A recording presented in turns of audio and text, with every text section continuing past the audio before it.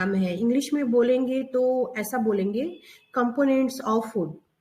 तो इसका मतलब वो जाता है, जैसे मैं कुछ क्वेश्चन पहले पूछना चाहूंगी आप लोगों से कि आप लोगों में सब ने पहले आज क्या क्या सुबह में कुछ खाया होगा ना, नाश्ता किया होगा।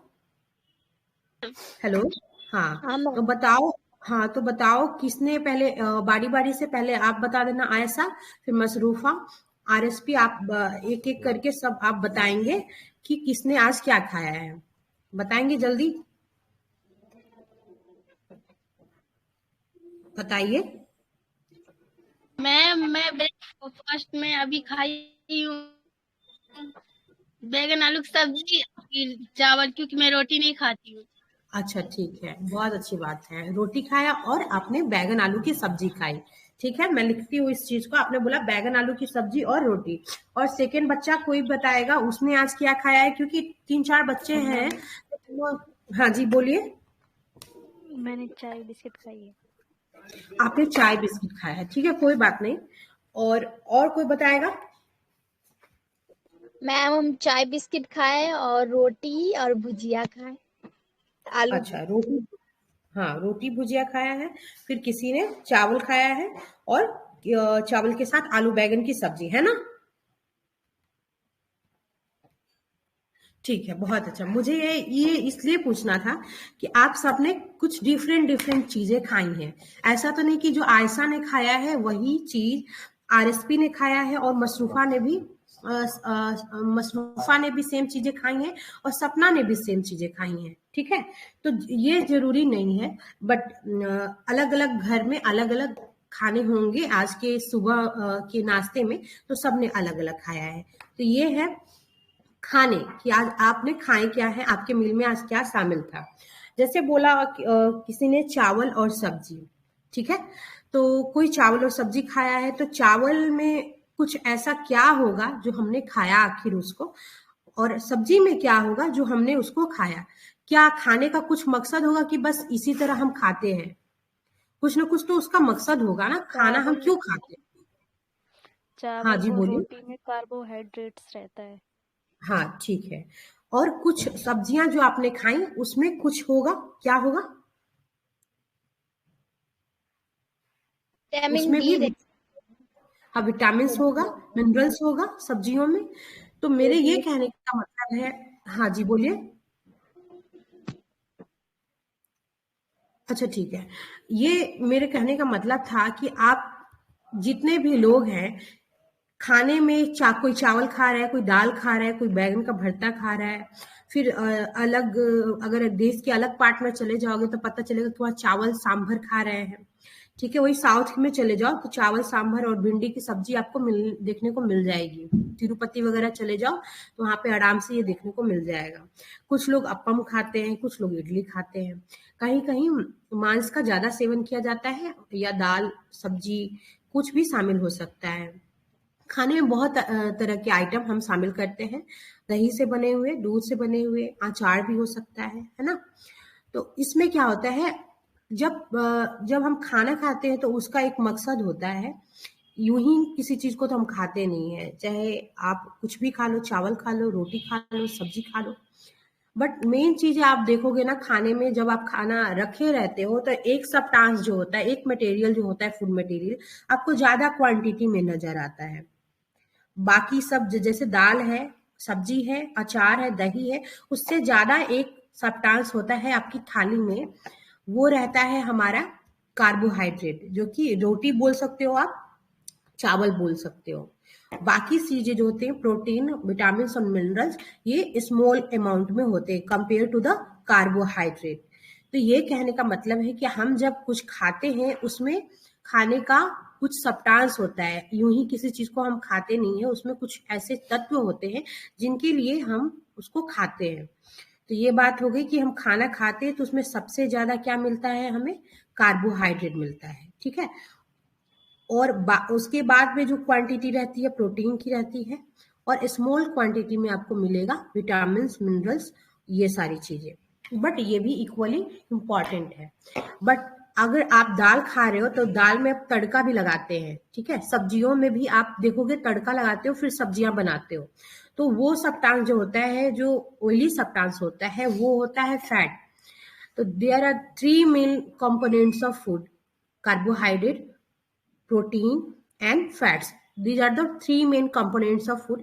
कोई भी क्वेश्चन कर सकता है, या कभी कभी क्वेश्चन में आप देखोगे खाने के मुख्य सब्सटेंस क्या है, मुख्य तत्व क्या है, तो ये तीन मेन सब्सटेंस है जो कि कार्बोहाइड्रेट, प्रोटीन और फैट के नाम से हम जानते हैं। और अलग अलग हमारा देश जो है, अलग अलग कल्चरल का एक ग्रुप है, अलग अलग कल्चरल वाले लोग जो है ना, एक ग्रुप मिलके ऐसे बनाए हैं जिससे हमारे देश का फॉर्मेशन हुआ है। एट द सेम टाइम अगर आप बिहार में अभी चले आओ तो कुछ और खाने को मिलेगा, एट द सेम टाइम अगर आप केरला में चले जाओ कुछ और चीजें मिलेंगी, और एट द सेम टाइम आप चले जाओ वेस्ट बंगाल में तो वहां तो दाल में भी मच्छी डाल के खाते हैं, है ना। सूखी हुई मच्छी होती है, उसको दाल में भी वो लोग तड़का लगा के खाते हैं, सब्जी में भी लगा के खाते हैं। तो अलग अलग जगह पे अलग तरीके का खाना खाया जाता है, बट खाने का मेन पर्पस है हम उससे प्रोटीन लेंगे, कार्बोहाइड्रेट लेंगे, फैट लेंगे, विटामिन और मिनरल्स लेंगे, ठीक है। ये बात आ गई कि हम उससे खाने को क्यों खाते हैं, उसके पीछे हमारा रीजन होता है कि उससे हमें ये मिलता है। अब चले जाते हैं कि आखिर ये सब चीजें जो हम खाते हैं क्यों खाते हैं, है ना। इन सब चीजों को खाने का मेन कारण ये है कि आपको, अगर आप कार्बोहाइड्रेट खा रहे हैं, फैट खा रहे हैं, तो उससे आपको क्या मिलेगा, आपको क्या मिलेगा, कार्बोहाइड्रेट खा के आपको क्या मिल सकता है मसरूफा? मैम ताकत मिलेगी, हाँ, ऊर्जा बोलते हैं, एनर्जी बोलते हैं, हाँ एनर्जी। जी। मैम और फैट से भी बेटा एनर्जी ही मिलता है, लेकिन इंस्टेंट एनर्जी मिलती है फैट से। हाँ, इंस्टेंट एनर्जी मिलती है, बहुत अच्छा। फैट जो होता है ना, कार्बोहाइड्रेट से ज्यादा आपको एनर्जी देता है, ठीक है। फैट जो है कार्बोहाइड्रेट से आपको ज्यादा एनर्जी देता है, लेकिन अगर आपको, आपने जैसे बोला इंस्टेंट एनर्जी चाहिए, तो आपको तुरंत दिमाग में आता है इंस्टेंट एनर्जी के लिए, आपने फैट बोला, ठीक है वो लेते हैं, बट इंस्टेंट एनर्जी के लिए हम लोग ग्लूकोज लेते हैं। ग्लूकोज क्या है, कार्बोहाइड्रेट है। तो इंस्टेंट एनर्जी के लिए हम कार्बोहाइड्रेट खाते हैं, ठीक है। अगर आप आज देखोगे कि अगर आप भूख फील कर रहे हो और आप कोई काम नहीं कर पा रहे हो, तो आपको तुरंत मन करेगा कि आप कुछ खाना खाओ। खाना में सबसे ज्यादा आपको कार्बोहाइड्रेट ऐड होता है और वो तुरंत आपको एनर्जी देता है। इसलिए बहुत सारे क्रिकेटर, स्पोर्ट्स पर्सनालिटीज को आपने देखा होगा कि फील्ड में अपने साथ वो ग्लूकोज की बोतल रखते हैं और पीते रहते हैं। That is the main reason behind the ये फूड का जो सब्सटेंस कार्बोहाइड्रेट मेन लेने का ये रीजन होता है, ठीक है, कि हमें तुरंत एनर्जी देता है। बट कभी कभी आप जब ज्यादा कार्बोहाइड्रेट कार्ब्स को अपने बॉडी में ले लेते हैं तो ये जाके स्टोर हो जाता है, ठीक है। और स्टोर होते होते क्या होता है वो तो आप लोग को पता है, क्या हो सकता है, ज्यादा अगर कार्बोहाइड्रेट आप खा रहे हो बॉडी में स्टोर होकर क्या होगा, किस मशरूफा बताइए, सपना, आरएसपी, हेलो मशरूफा पाचन क्रिया खराब हो जाएगी जी। मैम, पाचन क्रिया खराब हो जाएगी। ठीक है, पाचन क्रिया तो खराब हो जाएगी, और ज्यादा अगर बॉडी में स्टोर होने लगता है कोई भी सब्सटेंस ज्यादा, तो क्या होता है कि मोटापा होने लगता है। एक्सेस अमाउंट ऑफ वो जाके चेंज होकर के, अगर आपने फैट ज्यादा लिया बॉडी में जाके देखोगे कि वो जमा हो जाएगा जहां पे उसको स्टोर होना है। जैसे चिक पे आपके हो सकता है, आपके थाई पे हो सकता है, आपके आर्म पे हो सकता है, कहीं पे भी जाके स्टोर होने लगेगा, और वो इन सब के कारण ओबेसिटी होने लगती है। ये एक्स्ट्रा पॉइंट है, आई थिंक इसमें इंक्लूड नहीं था। अभी तक हम लोगों ने क्या पढ़ा कि हमारा जो देश है वो अलग अलग कल्चरल वाला देश है, तो अलग अलग डिफरेंट डिफरेंट पार्ट्स में अलग अलग चीजें खाई जाती हैं। जैसे कोई सांभर रोटी और सांभर दाल खाता है और साथ में चावल खाता है, कोई रोटी सब्जी खा रहा है, जैसे आयशा ने बताया रोटी सब्जी खाया, किसी ने रोटी भुजिया खाया, है ना, किसी ने चाय और बिस्किट खाया, ठीक है, वो अलग मैटर है। बट हम एट द अगर कुछ खाते हैं सुबह में नाश्ते में तो मेनली कार्बोहाइड्रेट और ये सारी चीजें इंक्लूड होती हैं। खाने के खाद्य पदार्थों में होता क्या है जो भी आप फूड मटेरियल खा रहे हो बेटा, उसमें क्या क्या होती है, क्या क्या चीजें शामिल होती हैं, मुझे नाम बताओ। कार्बोहाइड्रेट्स, प्रोटीन, हाँ, फैट, फैट। उसके अलावा स्मॉल क्वांटिटी में आपको क्या मिल जाएगा? मिनरल्स और मिनरल्स, विटामिन। विटामिन्स, हाँ, बहुत अच्छा, थैंक यू। विटामिन। हाँ हाँ, बहुत अच्छा। स्मॉल क्वांटिटी में आपको ये सारी चीजें मिल जाएंगी। आपके एनसीईआरटी में इन्हीं सब चीजों के बारे में दिया गया है, इसको थोड़ा इलोबरेट कर दिया गया है और मैं बता रही हूँ आगे। और ये जो भी फूड सब्सटेंस है, जैसे पिछले क्लास में भी मैंने बताया था कि ये फूड सब्सटेंस आपको कहाँ कहाँ से मिल सकते हैं। जैसे अगर किसी ने चावल दाल रोटी सब्जी खाया और किसी ने चिकन बिरयानी खा लिया, किसी ने चिकन चावल खा लिया, तो या मछली खा लिया है ना, और डिफरेंट डिफरेंट चीजें अगर खा ली, तो ये फूड सब्सटेंस, या दही खाया, दूध खाया, तो ये डिफरेंट डिफरेंट जो चीजें हैं हमें किससे मिल सकती हैं? या तो प्लांट से मिल सकते हैं या तो एनिमल से मिल सकते हैं, है ना, मैम, प्लांट से। हाँ, तो जो भी खाने वाला जो सामान था, कच्चा सामान था, उसमें हम लोगों ने कुछ सब्सटेंस के बारे में पढ़ा, कुछ कंपोनेंट्स के बारे में पढ़ा जो उसमें होते हैं। अब इन कंपोनेंट्स के बारे में ऐसा दे रखा है, इन कंपोनेंट्स को जो मैंने नाम बताया अभी, कार्बोहाइड्रेट, प्रोटीन, फैट, इनको क्या बोलते हैं? ये जो विटामिन और मिनरल्स होते हैं, इन सबको क्या बोलते हैं? इंक्लूड एक ग्रुप में क्या बोलेंगे? न्यूट्रिएंट्स बोलेंगे। क्या बोलेंगे? न्यूट्रिएंट्स बोलेंगे, और हिंदी में पोषक बोलते हैं। ठीक है, कोई बोलेगा? मैम, आप लोग बोल नहीं रहे हो,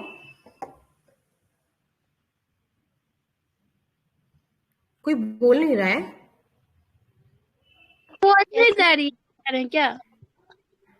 मैंने पूछा, ये जो भी कंपोनेंट्स के बारे में मैंने नाम बताया है, कार्बोहाइड्रेट, प्रोटीन, फैट, विटामिन और मिनरल्स, इन सब को हम क्या बोलते हैं, किस नाम से जानते हैं? पोषक। पोषक बोलते हैं। और इंग्लिश में बोले तो न्यूट्रिशन। सही बोला। न्यूट्रिएंट्स। न्यूट्रिएंट्स, हाँ। न्यूट्रिशन तो पोषण में आ जाएगा, खाने खाने का सेंस आ जाएगा पूरा। और इसके अलावा हमारे जो भोजन में होता है, रफेज होता है जिसको रुक्षांश बोलते हैं, और वाटर शामिल होता है ना। रफेज कोई खाया है? हम लोग रोज रफेज खाते हैं क्या? आप लोग रफेज के बारे में कुछ बता सकते हो? कैसे हम जानेंगे कि ये रफेज है? थोड़ा बताओगे कोई? रुक्षांश है। वाटर तो सब हम जानते हैं कि हम सब जानते हैं कि वाटर हम पी रहे हैं, तो वाटर हम सबने देखा है ना। तो रफेज के बारे में बताओ, कैसे पता चलेगा कि ये रफेज है और हमने आज खाया है? बताओ। सर, जंक कहाँ फूड से? को कहा जाता है मैम। जंक फूड से थोड़ा बहुत मिल सकता सलाद, है, बहुत ज्यादा नहीं, वहां से फैट ज्यादा मिलता है, कार्बोहाइड्रेट ज्यादा मिलते हैं। हाँ, क्या बोला? किसी ने कुछ बोला रफेज के बारे में? अभी सुना सलाद, मैंने। सलाद? शायद नहीं मैम, पता नहीं। नहीं, सही बोल रहे हो आप। जितना भी आप वेजिटेबल खाते हैं, जितना भी आप फ्रूट्स खाते हैं, और थोड़ा सा काजू बादाम भी आ जाएगा उसमें, जो ड्राई फ्रूट्स होते हैं, वो सारा रफेज के में आता है। और water is also a part of roughage. Water भी रफेज ही है, ठीक है। वाटर भी रफेज का काम करता है। कोई पूछे, कभी भी क्वेश्चन पूछे कि इनमें से कौन रफेज नहीं है, तो ये कभी मत मारिएगा कि वाटर रफेज नहीं है। वाटर भी रफेज ही है, आप कहीं भी पढ़ना इसके बारे में, ठीक है। और इससे हमें रफेज मिलता है। एक एग्जाम्पल देती हूँ कि रफेज कैसे समझेंगे। कभी कभी आप लोग जूस पिए होगे, कभी ना कभी तो जूस पिया ही होगा। रोज तो नहीं पी पाते होगे, कभी ना कभी तो पी ही लेते होगे जूस। जी। तो जी, हाँ, तो आप जूस जब पीते होगे तो जूस वाले को देखते होगे ना, जब जूस निकालते हैं ना वो बेटा, तो वाटर वाला सब्सटेंस अलग आपको ग्लास में दे देता है, और गुद्दे वाला पार्ट बचता होगा जिसको वो लास्ट में निचोड़ करके फेंक देता है। देखते हो आप? Yes ma'am. जी ma'am. That is called roughage. वो रफेज है। और गन्ने का जूस अगर किसी ने पिया है तो देखोगे कि जूस निकाल के वो वाटर आपको वो ग्लास में सर्व कर देते हैं मसाले वसाले के साथ। बाद में जो थोड़ा सा जो बचता है, जो एक तरह से फाइब्रस पार्ट होता है, धागे जैसा पार्ट, वो फेंक देता है। दैट इज कॉल्ड रफेज, ठीक है। Yes ma'am. हाँ, तो वो सारी चीजें जो है रफेज में आती हैं। और इसका मेन काम क्या होता है कि ये हमारे बॉडी के हमारे डाइजेशन में हेल्प करता है, हमारे डाइजेशन को क्लीन रखता है, रेगुलर रखता है। और किसी को अगर सुना होगा तुम लोगों ने कि किसी को कब्ज हो गया, किसी एसिडिटी हो गई, ये सारी चीजें तभी होती हैं जब आप कम पानी पीते हो, कम आप सलाद खाते, कम फ्रूट्स खाते हो, तब ये सब सारी प्रॉब्लम होती है। तो आपको इक्वली इन सब चीजों को अपने फूड में शामिल करना है। ठीक है, नेक्स्ट है रफेज में क्या क्या आता है बेटा? रफेज में वेजिटेबल्स, फ्रूट्स और वाटर भी आता है। हाँ जी, बोलिए। ड्राई फ्रूट्स भी है ना? हाँ, सब क्योंकि उससे भी फाइब्रस पार्ट मिलेगा, देखोगे लास्ट में आप बना लोगे तो कुछ। अगर एक बात बताओ, आप लोगों ने जितना भी खाना खाया है, क्या सब में एक ही चीज मिलेगा? नहीं मिलेगा ना, नहीं सारी मैम। चीज। हाँ, बोलिए बोलिए नहीं मैम, सारे बोलिए। में अलग अलग मिलेगा सर मैम। हाँ हाँ, यही सुनना चाहती हूँ। जो जो अगर आप राइस खाए, मान लो कि मैंने आज खाया चावल दाल और आलू का भरता, अगर मैंने खाया तो बेटा बताओ चावल से मुझे क्या मिलेगा? चावल से हाइड्रेट, क्या मिलेगा? कार्बोहाइड्रेट, और दाल से हाँ, प्रोटीन। कार्बोहाइड्रेट और दाल से प्रोटीन मिलेगा मैम। और और अगर वेजिटेबल मैंने से प्रोटीन मिलेगा, और उसमें भी शामिल विटामिन्स हाँ, भी मिलते हैं। विटामिन मिनरल्स, अगर मैंने भरता खाया तो विटामिन मिनरल्स के साथ नहीं मैम, अगर आलू को खाते हैं तो आलू थोड़ा सा। आलू में कार्बोहाइड्रेट्स मिलेगा आलू में। हाँ, कार्बोहाइड्रेट जी जी जी, बहुत अच्छा। हाँ हाँ, सही बताए। तो सब चीजें, और अगर उसमें अगर तड़का उड़का डाला है तो ऑयली सब्सटेंस क्या हो जाएगा? अगर मैंने ऑयल से उसको तड़का लगाया है तो फैट का फैट। फैट। हाँ, बहुत अच्छा, ये चीजें मुझे जाननी थी। बहुत अच्छा, आप लोगों को समझ में आया लग रहा है। और जो भी खाने का जो सामान था, जो भी फूड मटेरियल थे, उससे हमें ये चीजें मिलती हैं, ठीक है। और लेकिन एक बात ये बतानी थी कि जो कार्बोहाइड्रेट है वो उसका टू टाइप्स है, दो टाइप्स है। वो क्या टाइप्स है, कोई बताएगा मुझे? कार्बोहाइड्रेट के बेटा टू टाइप्स है, that is called starch and sugar. आप कार्बोहाइड्रेट को दो फॉर्म में खाते हो, पहला होता है स्टार्च और दूसरा होता है शुगर। ठीक है, शुगर को हिंदी में शर्करा भी कहते हैं, किसी को अगर हिंदी टर्म समझना है तो। और स्टार्च को हम लोग मंड भी बोलते हैं। समझ में आया किसी को? मैम दोनों ले जी कीजिए। जी जी। मैम, स्टार्च चावल का पानी जो रहता है उसको स्टार्च कहते हैं। चावल हाँ को हाँ धोते टाइम जो पानी। और हाँ, शुगर बहुत अच्छा। आलू में ही बोलिए मिलता बोलिए। हाँ, शुगर आलू में मिल जाएगा, गन्ने में मिल जाएगा, शहद में मिल जाएगा, मिलेगा ना? Yes ma'am. जी मैम, मीठी हाँ चीज। हाँ, और आपको स्टार्च मिल जाएगा, रोटी में मिल जाएगा, चावल में मिल जाएगा, और बहुत सारी सब्जियों में भी मिल जाता है स्टार्च। ठीक है। आलू को काटते टाइम जो धोकर जो निकालते हैं पानी, उसमें स्टार्च रहता है। हाँ, बहुत अच्छा। वो जो चिकना चिकना जैसा लगेगा, आप छू के देखना ना उसको, चिकना चिकना लगेगा, जैसे कुछ हाथ में लग गया हो, ऐसा ऐसा लगेगा। और थोड़ी देर छोड़ दोगे तो पाउडर जैसा सब्सटेंस हाथ में चिपका रहेगा। तो वो है स्टार्च। और शुगर तो क्या है? हाँ, तो दो टाइप्स के कार्बोहाइड्रेट के फॉर्म होते हैं जो हम लोग खाते हैं। अगर यहाँ पे बात चली है, नेक्स्ट पॉइंट है दिया है कि आपको कैसे पता करना है कि कोई भी सब्सटेंस अगर आप खा रहे हैं, फूड का सब कंपोनेंट्स आप खा रहे हो, तो किस फूड कंपोनेंट में कौन सा सब्सटेंस है, कौन सा न्यूट्रिएंट्स छिपा हुआ है। जैसे आपने चावल खाया, how can you guess that कि उसमें कार्बोहाइड्रेट है? आपको कैसे पता चलेगा कि दाल में प्रोटीन है, या किसी भी फूड सब्सटेंस में प्रोटीन है, या किसी भी चीज में विटामिन मिनरल्स है? इनके बारे में कैसे पता चलेगा? तो डिफरेंट काइंड्स का हमको टेस्ट करना पड़ता है। ठीक है, और इन टेस्ट को करने के लिए हमें चाहिए होता है iodine, copper sulphate, caustic soda का सॉल्यूशन। ठीक है, और कुछ बीकर वगैरह भी चाहिए होता है, ड्रॉपर भी चाहिए होता है, क्योंकि ये तो नेसेसरी चीजें हैं। क्योंकि एट द टाइम ऑफ एक चीज मैं पूछना चाहूंगी कि जब हम कभी भी लेबोरेटरी में अपने एक्सपेरिमेंट को कर रहे हैं तो हमें क्या क्या चीजों का ध्यान रखना चाहिए? 2-3 पॉइंट बता देगा कोई? मसरूफा, आप सपना। हिंदी में जी मैम आप हिंदी में मैम क्वेश्चन पूछिए, क्योंकि मुझे थोड़ा प्रॉब्लम होती है इंग्लिश में मैम, किसी अच्छा किसी ठीक है, मैं वर्ड कुछ, मुझे समझ नहीं आती है। अच्छा ठीक है, मैं बोल रही हूँ जैसे प्रयोगशाला में आप गए और वहां पे एक्सपेरिमेंट कर रहे हो, कुछ प्रयोग कर रहे हो, तो किन किन सिक्योरिटीज मेथड का, किन किन चीजों का ध्यान रखना चाहिए ताकि आपको उससे नुकसान ना हो? पहले ग्लव्स पहन कर रहना चाहिए हाथों हाँ में। ठीक है, बहुत अच्छा। और हाँ, आंखों में चश्मा, वो ट्रांसपेरेंट चश्मा जो आता है, अच्छा ठीक है, ताकि कुछ और बट वो हर जगह हाथ अलाउ नहीं में। होता है।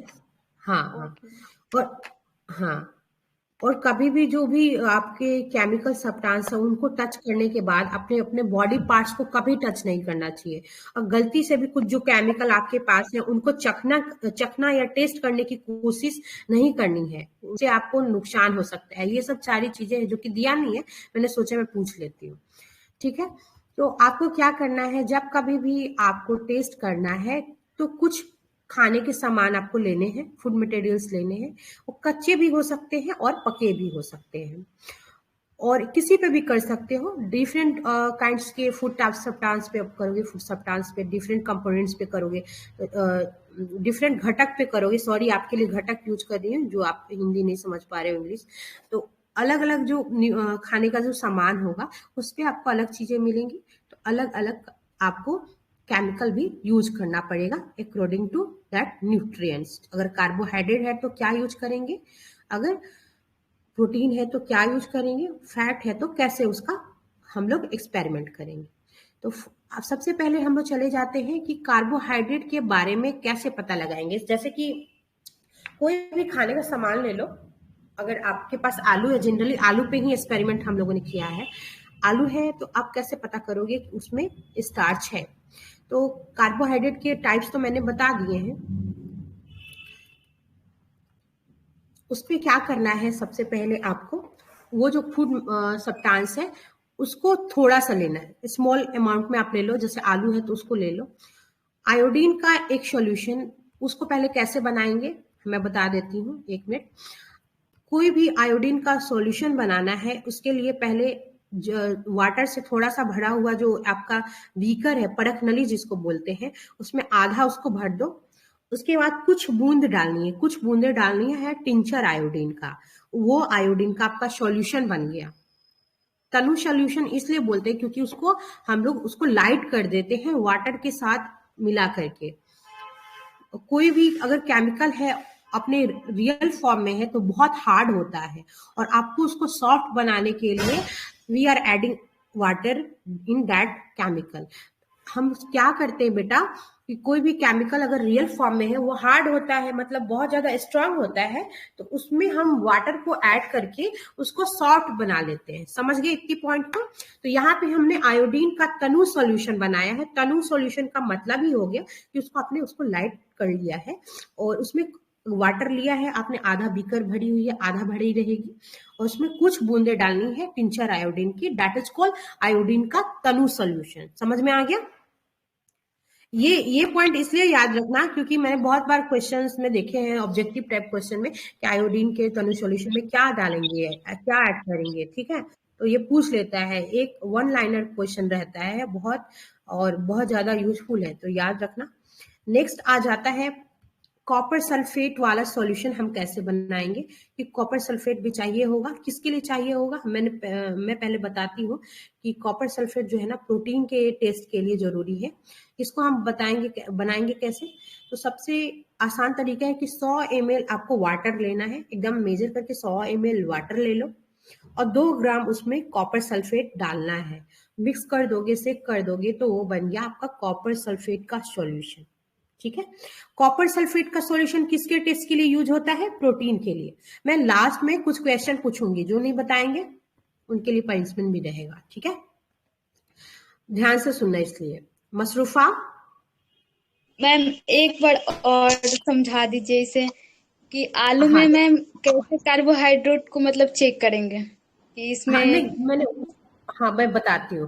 पहले अभी क्या करते हैं ना, आयोडीन वाला जो सॉल्यूशन है उसको बता देते हैं। पहले आप अगर हल्का हल्का अगर अपनी पेन से साइड में कॉपी पे लिख सकते हो, या मतलब शॉर्ट फॉर्म में लिख लो तो समझ में आ जाएगा। जैसे आयोडीन का आपको तनु सॉल्यूशन बनाना है, तो मैंने बोला कि तनु सॉल्यूशन क्यों बनाएंगे, इसलिए बनाएंगे तनु सॉल्यूशन क्योंकि कोई भी जो मतलब कोई भी जो केमिकल होता है अपने रियल फॉर्म में बहुत हार्ड होता है, बहुत कड़ा होता है, तो उसको लाइट करने के लिए हम उसमें कुछ वाटर ऐड करके उसको हल्का बना लेते हैं, तनु बना लेते हैं। तो क्या करेंगे, आयोडीन का तनु सॉल्यूशन बनाने के लिए कोई बीकर जो आता है वो आधा आधा वाटर से भरा रहेगा, और उसमें कुछ बूंदे आप टिंचर आयोडीन की डाल देना, सेक कर देना, दैट इज कॉल्ड आयोडीन का तनु सॉल्यूशन। ठीक है, ये पॉइंट क्लियर? ये पॉइंट क्लियर ठीक है है। आयोडीन का? हाँ। नेक्स्ट है कॉपर सल्फेट का सॉल्यूशन आप कैसे बनाएंगे। कॉपर सल्फेट का सॉल्यूशन बनाने के लिए आपको 100 ml वाटर में 2 ग्राम कॉपर सल्फेट को डाल करके सेक करना है। 2 ग्राम कॉपर सल्फेट को डाल करके सेक करना है, वो कॉपर सल्फेट का सॉल्यूशन बन जाएगा। और कॉपर सल्फेट क्यों यूज होता है? प्रोटीन के टेस्ट के लिए। आयोडीन का सॉल्यूशन कार्बोहाइड्रेट के टेस्ट के लिए, याद रखना ये चीजें। उसके बाद थर्ड है कास्टिक सोडा। इसका ये कास्टिक सोडा और copper sulphate they both are using for the protein test. Copper sulphate का जो सॉल्यूशन है और कास्टिक सोडा का जो सॉल्यूशन है बेटा, दोनों का यूज हम प्रोटीन के टेस्ट के लिए ही करते हैं। तो कैसे बनाएंगे कास्टिक सोडा का सॉल्यूशन? 100 ml वाटर ले लेना, दोनों में 100 ml लेने हैं, कास्टिक सोडा और कॉपर सल्फेट वाले में। कास्टिक सोडा का आप 100 ml पहले सॉल्यूशन बनाने के लिए 100 ml वाटर ले लो, और 10 ग्राम आपको कास्टिक सोडा उसमें घोलना है। ये बन गया कास्टिक सोडा का सॉल्यूशन। तीनों हो गए। अब हम चले आते हैं टेस्ट पे। हम कैसे पता करेंगे कि किसी भी फूड सब्सटेंस में कार्बोहाइड्रेट है?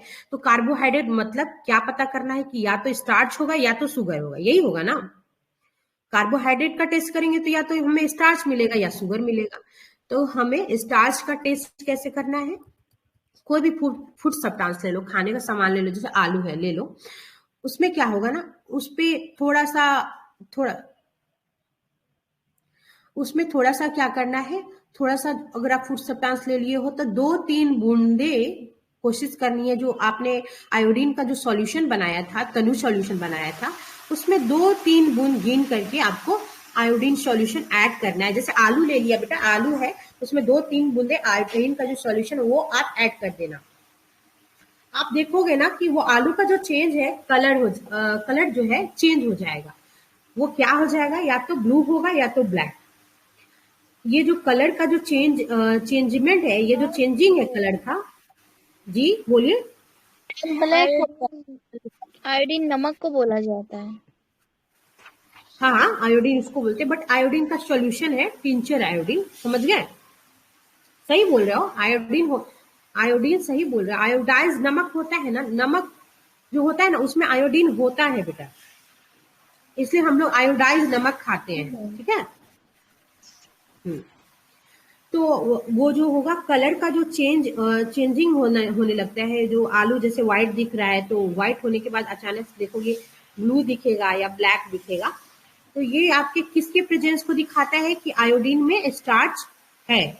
स्टार्च मतलब क्या है? कार्बोहाइड्रेट है। स्टार्च तो यही हो गया ना। किसी को डाउट है? फिर से नहीं बता मैम। देती हूँ। जैसे एक आलू का टुकड़ा लिया है, टुकड़ा मैंने ले लिया, उस पर 2-3 बूंदे, मतलब मेरे पास नहीं है यहाँ पे सुविधा, नहीं तो मैं दिखाती। 2-3 बूंदे जो आयोडीन का आपने सॉल्यूशन बनाया था, उसकी 2-3 बूंदे आपको डालनी है। बस देखोगे कि आलू का जो कलर होगा या तो ब्लू हो गया है या तो ब्लैक हो गया है, या तो ब्लू होगा या ब्लैक। ये बताएगा कि उसमें स्टार्च प्रेजेंस है, स्टार्च है यानी कि मंड उसमें उपस्थित है।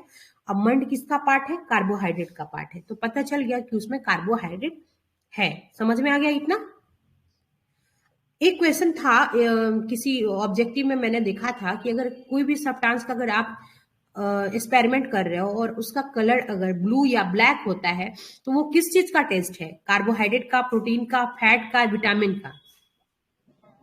कार्बोहाइड्रेट हाँ कार्बोहाइड्रेट बहुत, का। हाँ बहुत अच्छा मसरूफा, सपना, RSP, आयशा, सबको थैंक यू, समझ में आ रहा है इतना। बस आपको बस ये पॉइंट याद रखने कि अगर चेंज हुआ कलर ब्लू या ब्लैक तो दैट मीन्स कि कार्बोहाइड्रेट ही होगा। नेक्स्ट, दोनों में बता दिया कि अच्छा बेटा ठीक है। हाँ, अगर लाल या सॉरी लाल में अगर काला या ब्लू हो जाएगा तो पता चल जाएगा कि वहां पे क्या होगा, कार्बोहाइड्रेट होगा। समझ में आया? हाँ, नेक्स्ट है आपको कार्बोहाइड्रेट के बारे में हमने बता दिया। अब हम चलेंगे कि प्रोटीन के बारे में कैसे हम टेस्ट करेंगे, प्रोटीन का प्रेजेंस, प्रोटीन के बारे में कैसे पता करें कि उस खाने वाले चीज में प्रोटीन छिपा हुआ है। शुद्ध हिंदी का वर्ड थोड़ा हमको नहीं समझ में आ रहा है। प्रोटीन के लिए तो कॉपर सल्फेट का हाँ, टेस्ट प्रोटीन के लिए हम लोग कास्टिक सोडा।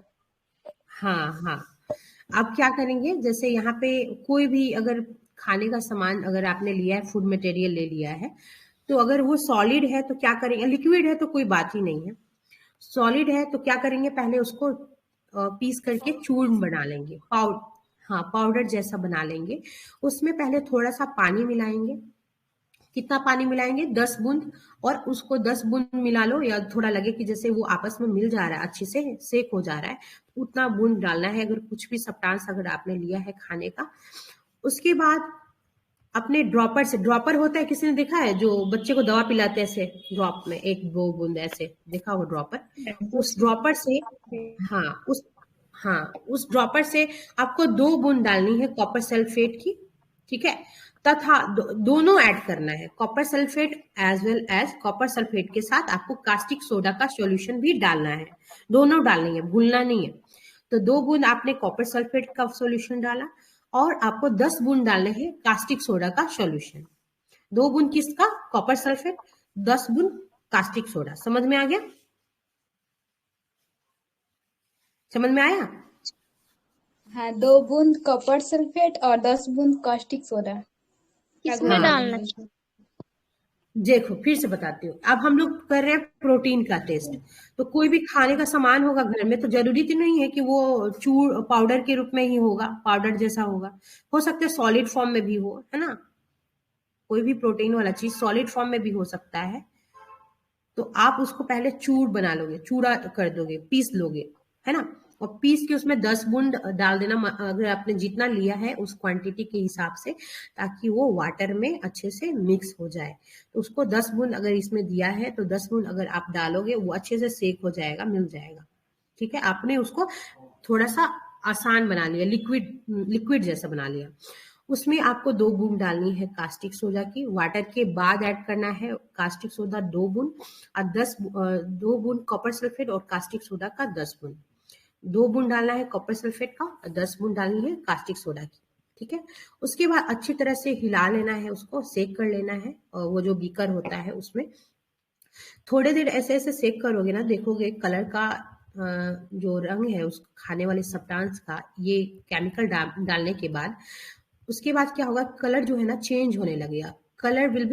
कलर कैसा चेंज हो जाएगा, बैगनी हो जाएगा। बैगनी को इंग्लिश में वायलेट कलर बोलते हैं, है ना। तो खाने वाले जो सब्सटेंस है बैगनी हो जाएगा, और उसको वायलेट बोलते हैं इंग्लिश में, हिंदी वाले के लिए बैगनी यूज कर लेते हैं, इंग्लिश वाले के लिए वायलेट। और ये जो कलर होगा बैगनी या वायलेट कलर जो चेंज होता है, ये बता देता है कि वो सब्सटेंस में, उस फूड वाले कंपोनेंट्स में हमारा क्या छिपा हुआ है, प्रोटीन छिपा हुआ है। ये प्रोटीन का टेस्ट किसी को समझ में नहीं आया हो तो मुझे बताओ, फिर से बता दूंगी।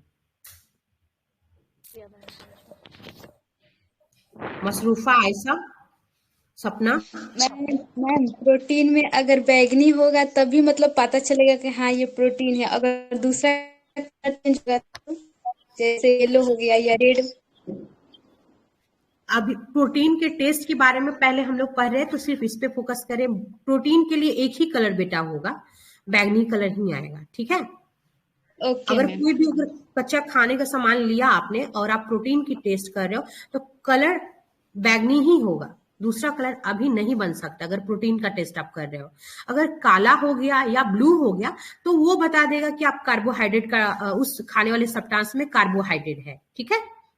अगर बैगनी हो गया, आपको जो चीजें अभी याद रखनी है उस पर फोकस करते हैं, तो बैगनी हो गया इट मीन्स वहां प्रोटीन होगा। समझ में आ गया? जी। हाँ, नेक्स्ट है हमारा फैट का कैसे हम एक्सपेरिमेंट करेंगे। फैट का टेस्ट बहुत ही इजी होता है। फैट किस किस चीजों में पाया जाता है, कुछ बता सकता है कोई तो बताओ, मैं ही बता देती हूँ। जैसे नारियल होता है ना, गड़ी होता है, और कोई भी बीन्स हो गया, कोई भी दालें, कोई भी जैसे मूंगफली हो गई है ना, घी हो गया, बटर हो गया, इन सब में आपका फैट छुपा होता है। अब हम इसका टेस्ट कैसे करेंगे, इतना आप लोग को पता होगा कि फैट किस में मिलेगा, जहां तक मुझे लगता है। फैट का मैम टेस्ट करने के लिए, हाँ बोलिए। दूध में भी फैट होता है क्या? उसी से घी हाँ बनता है ना? हाँ, दूध में भी फैट होता है। दूध को बहुत लोग ये बोलते हैं ना, उसको कंप्लीट फूड बोलते हैं, लेकिन एक्चुअली वो कंप्लीट फूड होता नहीं है, क्योंकि उसमें विटामिन सी नहीं होता है, तो इसलिए उसको कंप्लीट फूड की लिस्ट से हम लोग हटा चुके हैं। बट आपने सही बोला कि उसमें फैट होता है, क्योंकि आप अगर दूध को बहुत ज्यादा अगर बॉईल करोगे तो आप देखोगे थोड़ा चिपचिपा सब्सटेंस आपके हाथों में लग जाएगा, जिसको घी बोलते हैं, है ना। तो वो घी उससे बनती है, दही उससे बनती है, तो इट मीन्स वहाँ फैट था। आगे यहाँ पे जैसा एनसीईआरटी के अकॉर्डिंग हम लोग बात कर रहे हैं कि यहाँ पे हम टेस्ट कैसे करेंगे कि उसमें वहाँ पे फैट है या नहीं है। जैसे मैंने एक मूंगफली लिया, जहां तक समझ में आ रहा है, देखना, नहीं आएगा तो बताना। एक मूंगफली ले लो, मूंगफली का दाना ले लो, एक ले लो ऐसा कागज ले लेना, ऐसा पेपर ले लेना आप लोग। उस पे क्या करना, उसके अंदर में उस मूंगफली के दाने को रख देना, और उसको हल्का हल्का हल्का किसी चीज से उसको कूचना, है ना, ऐसे ऐसे कूचना। देखो उसके बाद उस पेपर को खोलना, देखोगे ना आप, हल्का ऑयली सब्सटेंस वहां लगा रहेगा, जो धुंधला कर देगा उससे। और उसके उसके आसपास जो है ना, प्रकाश थोड़ा सा धुंधला होकर के आएगा जाएगा, लाइट जो है ना आएगी जाएगी, थोड़ी धुंधली सी आएगी जाएगी। दैट मीन्स कि वहां पे फैट था। अगर सिंपल अगर आप समझो, अगर आपने रख के कूट दी, अगर बादाम को वहां पे रख के आपने 2-3 बार क्रश किया, उसके बाद हटा दिया, तो उस पेज पे देखोगे ऑयली चिपचिपा सब्सटेंस लगा रहता है। आप करके देखना, कोई भी घर में अभी आज भी कर सकते हो, फिर मुझे बताना। तो वो मैम जो सर्कल भी लगाते हैं जैसे कि मतलब किसी पेज में, तो वो भी बन जाता है चिपचिपा सा और धुंधला दिखता है किसी प्रकाश को हाँ मतलब लाइट ऊपर डालेंगे तो। हाँ हाँ, इससे भी तो तो ये भी बता, हाँ सही बोल रहे हो आप, सही बोल रहे हो। हाँ, तो वहां पे क्या था, फैट था, ठीक है। मशरूफा ऐसा सपना मैम वहां, हाँ जी बोलिए। एक ऑयली इजी चीजों में प्रोसेस फैट ये है होता है। कि एक प्लेन शीट पे हल्का सा घी या फिर तेल डाल दे तो पता चल जाएगा कि वो फैट है हाँ कि नहीं। वैसे भी पता चल जाएगा, हाँ वैसे भी पता चल जाएगा। हाँ सही बोल रहे हो आप, हाँ सही, एकदम सही बता रहे हो आप लोग। और एक और चीज दिया है, जैसे कि एनसीईआरटी में दे रखा है कि अगर अगर मान लो कि कोई ऐसा चीज है जिसमें फैट तो है ही, और साथ साथ उसमें वाटर भी है, तो उसका टेस्ट करने के लिए हम क्या करेंगे कि एक पेपर पे उस सब्सटेंस को धीरे धीरे रब करेंगे। धीरे धीरे इसलिए करेंगे क्योंकि अगर बेटा अगर उसमें वाटर होगा और वो पेपर पे आप जोर जोर से रब करोगे, पेपर आपका फट जाएगा। तो इसलिए धीरे धीरे रब करेंगे ना, कि उसका जो वाटर वाला सब्सटेंस है वो भी लगा रहे और ऑयली सब्सटेंस वो भी लगा रहे। वाटर और ऑयल अगर दोनों है तो उसको थोड़ी देर छोड़ दो, धूप में सूखने दो। जो वाटर वाला सब्सटेंस होगा, देखोगे धूप में उड़ जाता है ना। धूप में क्या होता है, कपड़े क्यों सूखते हैं, क्योंकि वाटर वहां से ऑब्जॉर्ब होके उड़ जाता है ना। उसी तरह से उस पेपर शीट से तुम्हारा क्या होगा, वाटर का जो सब्सटेंस होगा, वाटर पार्टिकल्स होंगे, उड़ जाएंगे वेपर बन के, और वो जो ऑयली सब्सटेंस आपके पेपर में लगा ही रहेगा। तो वो जो तेलीय पदार्थ आपके पेपर पे लगा रहेगा, ये बताएगा कि वहां पे क्या था, फैट था, ठीक है। ये हम लोगों ने समझ लिया जो हमें चीजें जाननी थी, कार्बोहाइड्रेट के टेस्ट, प्रोटीन के टेस्ट और फैट के टेस्ट, ठीक है। हमारे जो 3 मेनली फूड कंपोनेंट्स हैं, there are 3 main components of food. जो खाने के 3 मुख्य घटक हैं, कार्बोहाइड्रेट, प्रोटीन और फैट, इनके बारे में हम लोगों ने जान लिया। इसके कंपेयर में हमारे बॉडी को विटामिन्स और मिनरल्स की आवश्यकता बहुत कम अमाउंट में होती है, बहुत कम मतलब कि स्मॉल अमाउंट में होती है। विटामिन्स और मिनरल्स आपको बहुत ज्यादा नहीं खाने होते हैं, उनका कम जरूरत होता है बॉडी में, ठीक है। ये कंपोनेंट्स, अब नेक्स्ट पॉइंट दिया है कि ये जो डिफरेंट टाइप का जो न्यूट्रिएंट्स है, पोषक है, जब ये कार्बोहाइड्रेट। जी बोलिए। ज्यादा मात्रा में क्या खाना चाहिए, कार्बोहाइड्रेट या प्रोटीन? एक कहावत है इंग्लिश में, excess of everything is bad. चाहे कोई भी सब्सटेंस हो, अगर आप उसका ज्यादा से ज्यादा सेवन कर रहे हैं तो आपके लिए नुकसानदायक ही होगा। चाहे वो फैट ज्यादा खा लो तो पोलर बियर बन जाएंगे, तो पोलर बियर तो बनना नहीं है ना। अगर कम कार्बोहाइड्रेट ले रहे हो तो भी आपकी बॉडी में एनर्जी नहीं रहेगी, आप जल्दी थक जाओगे, सुस्त हो जाओगे, आप ज्यादा देर तक सरवाइव नहीं कर पाओगे, काम नहीं कर पाओगे, है ना। अंडर वेट हो जाएगा, आपका वेट बहुत कम हो जाएगा, आपके स्किन ड्राई हो जाएंगे, मतलब दिखेगा ही नहीं कि ये बंदा हेल्दी है ना। बट एक्सेस भी नहीं, एक्सेस किसी चीज का हमें नहीं करना है, ठीक है। इसलिए बोलते हैं ना कि खाने में सारे सब्सटेंस इक्वली अमाउंट में मौजूद हो।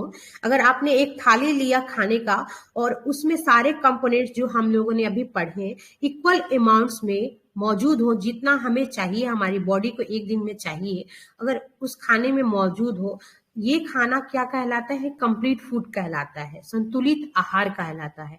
और इसी संतुलित आहार की हमें जरूरत होती है पर डे के मील में। समझ गए? समझ में आया आप लोगों को? Yes ma'am. जी मैम, हाँ समझ में आ गया। ठीक है, थैंक यू। उसके बाद ये जो जितने भी अभी न्यूट्रिएंट्स के पोषक के बारे में हम लोगों ने बात की, जैसे कार्बोहाइड्रेट, प्रोटीन और फैट।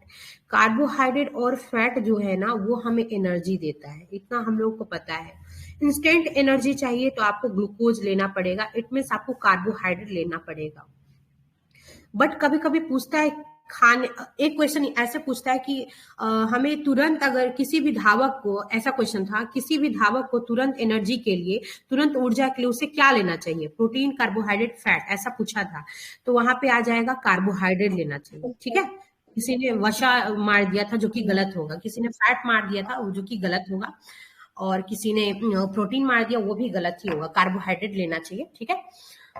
और नेक्स्ट क्वेश्चन था, एक ऐसा क्वेश्चन था कि हमें सबसे ज्यादा ऊर्जा किस स्रोत से प्राप्त होगी? प्रोटीन से, कार्बोहाइड्रेट से, फैट से या विटामिन से? तो सबसे ज्यादा ऊर्जा हमें वसा से प्राप्त होती है, सबसे ज्यादा ऊर्जा हमें फैट से मिलता है। समझ में आ गया? Yes ma'am. जी ये दोनों क्वेश्चन मैंने पढ़े थे, मुझे याद था तो मैंने बता दिया। और वसा मैम और कहीं कार्ब, हाँ जी बेटा बोलो। मतलब ऐसा क्या होता है मैम, ग्लूकोज किस में आता है ग्लूकोज जिससे कार्बोहाइड्रेट में तत्कालिक चला आता है। ऊर्जा? हाँ, ओके। तत्कालिक ऊर्जा मिलता है ना ग्लूकोज लेने से, ग्लूकोज उसी में आता है, जी। कार्बोहाइड्रेट का पार्ट, ठीक है। इसलिए मैंने मैम, बोला वहां पे ऐसे भी दे। कार्बोहाइड्रेट्स हाँ बोलो। मैम, कार्बोहाइड्रेट्स लंबे समय तक ऊर्जा देता है। हाँ हाँ हाँ हाँ। तो मैम और फैट ग्लूकोज जो है ना, कैसे इंस्टेंट दे रहा है? इंस्टेंट दे रहा है, इंस्टेंट देता है ना, तुरंत आपको एनर्जी देता है लंबे समय तक। जैसे कहने का मतलब है, अगर कोई भी, मैंने ये सब अभी पढ़ाया था कि कोई भी प्लेयर है, आप लोग देखे होंगे कि वो अपने साथ एक ग्लूकोज की बोतल जरूर रखता है, वो तुरंत आपको एनर्जी देता है। तुरंत मतलब आप अगर अभी आप थका थका फील कर रहे हो, अगर आपने एक चम्मच ग्लूकोज घोर के पी लिया तो आपको तुरंत एनर्जी मिलेगा, ठीक है। समझ में आया? और जितने देर जी। तक उसे चलना चाहिए वो चलेगा भी, है ना। और अगर फैट की बात करो, फैट भी एनर्जी देता है, लेकिन फैट अगर अगर जाके फैट तो उस फॉर्म में एनर्जी नहीं देगा। फैट बेटा जा करके छोटे छोटे टुकड़ों में बढ़ता है, फिर ऑक्सीडाइज होता है, क्योंकि फैट में ऑक्सीजन बहुत कम होता है, और वहां पे जाके ऑक्सीडाइज होता है, तो फिर जा करके एनर्जी में तब्दील होता है, चेंज होता है, तब एनर्जी देता है। फैट के प्रोसेस काफी लंबे होते हैं, इसलिए फैट तुरंत एनर्जी नहीं देता है। अगर आप ज्यादा फैट खा लोगे, ये सोचोगे तुरंत एनर्जी मिलेगी, नहीं मिलेगा। वो बॉडी में जाकर के स्टोर हो जाता है और इंसान ज्यादा मोटा दिखने लगता है, हेल्दी दिखने लगता है, ठीक है।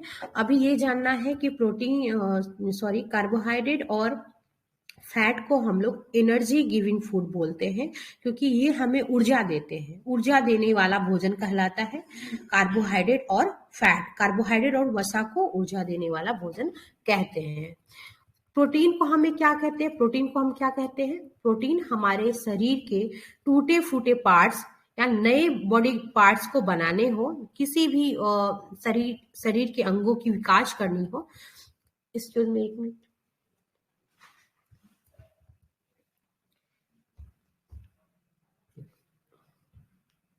ये नीचे नहीं है,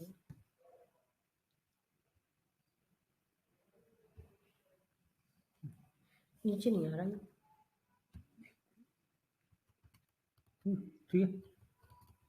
और बैटरी भी डिस्चार्ज हो रही है इसकी।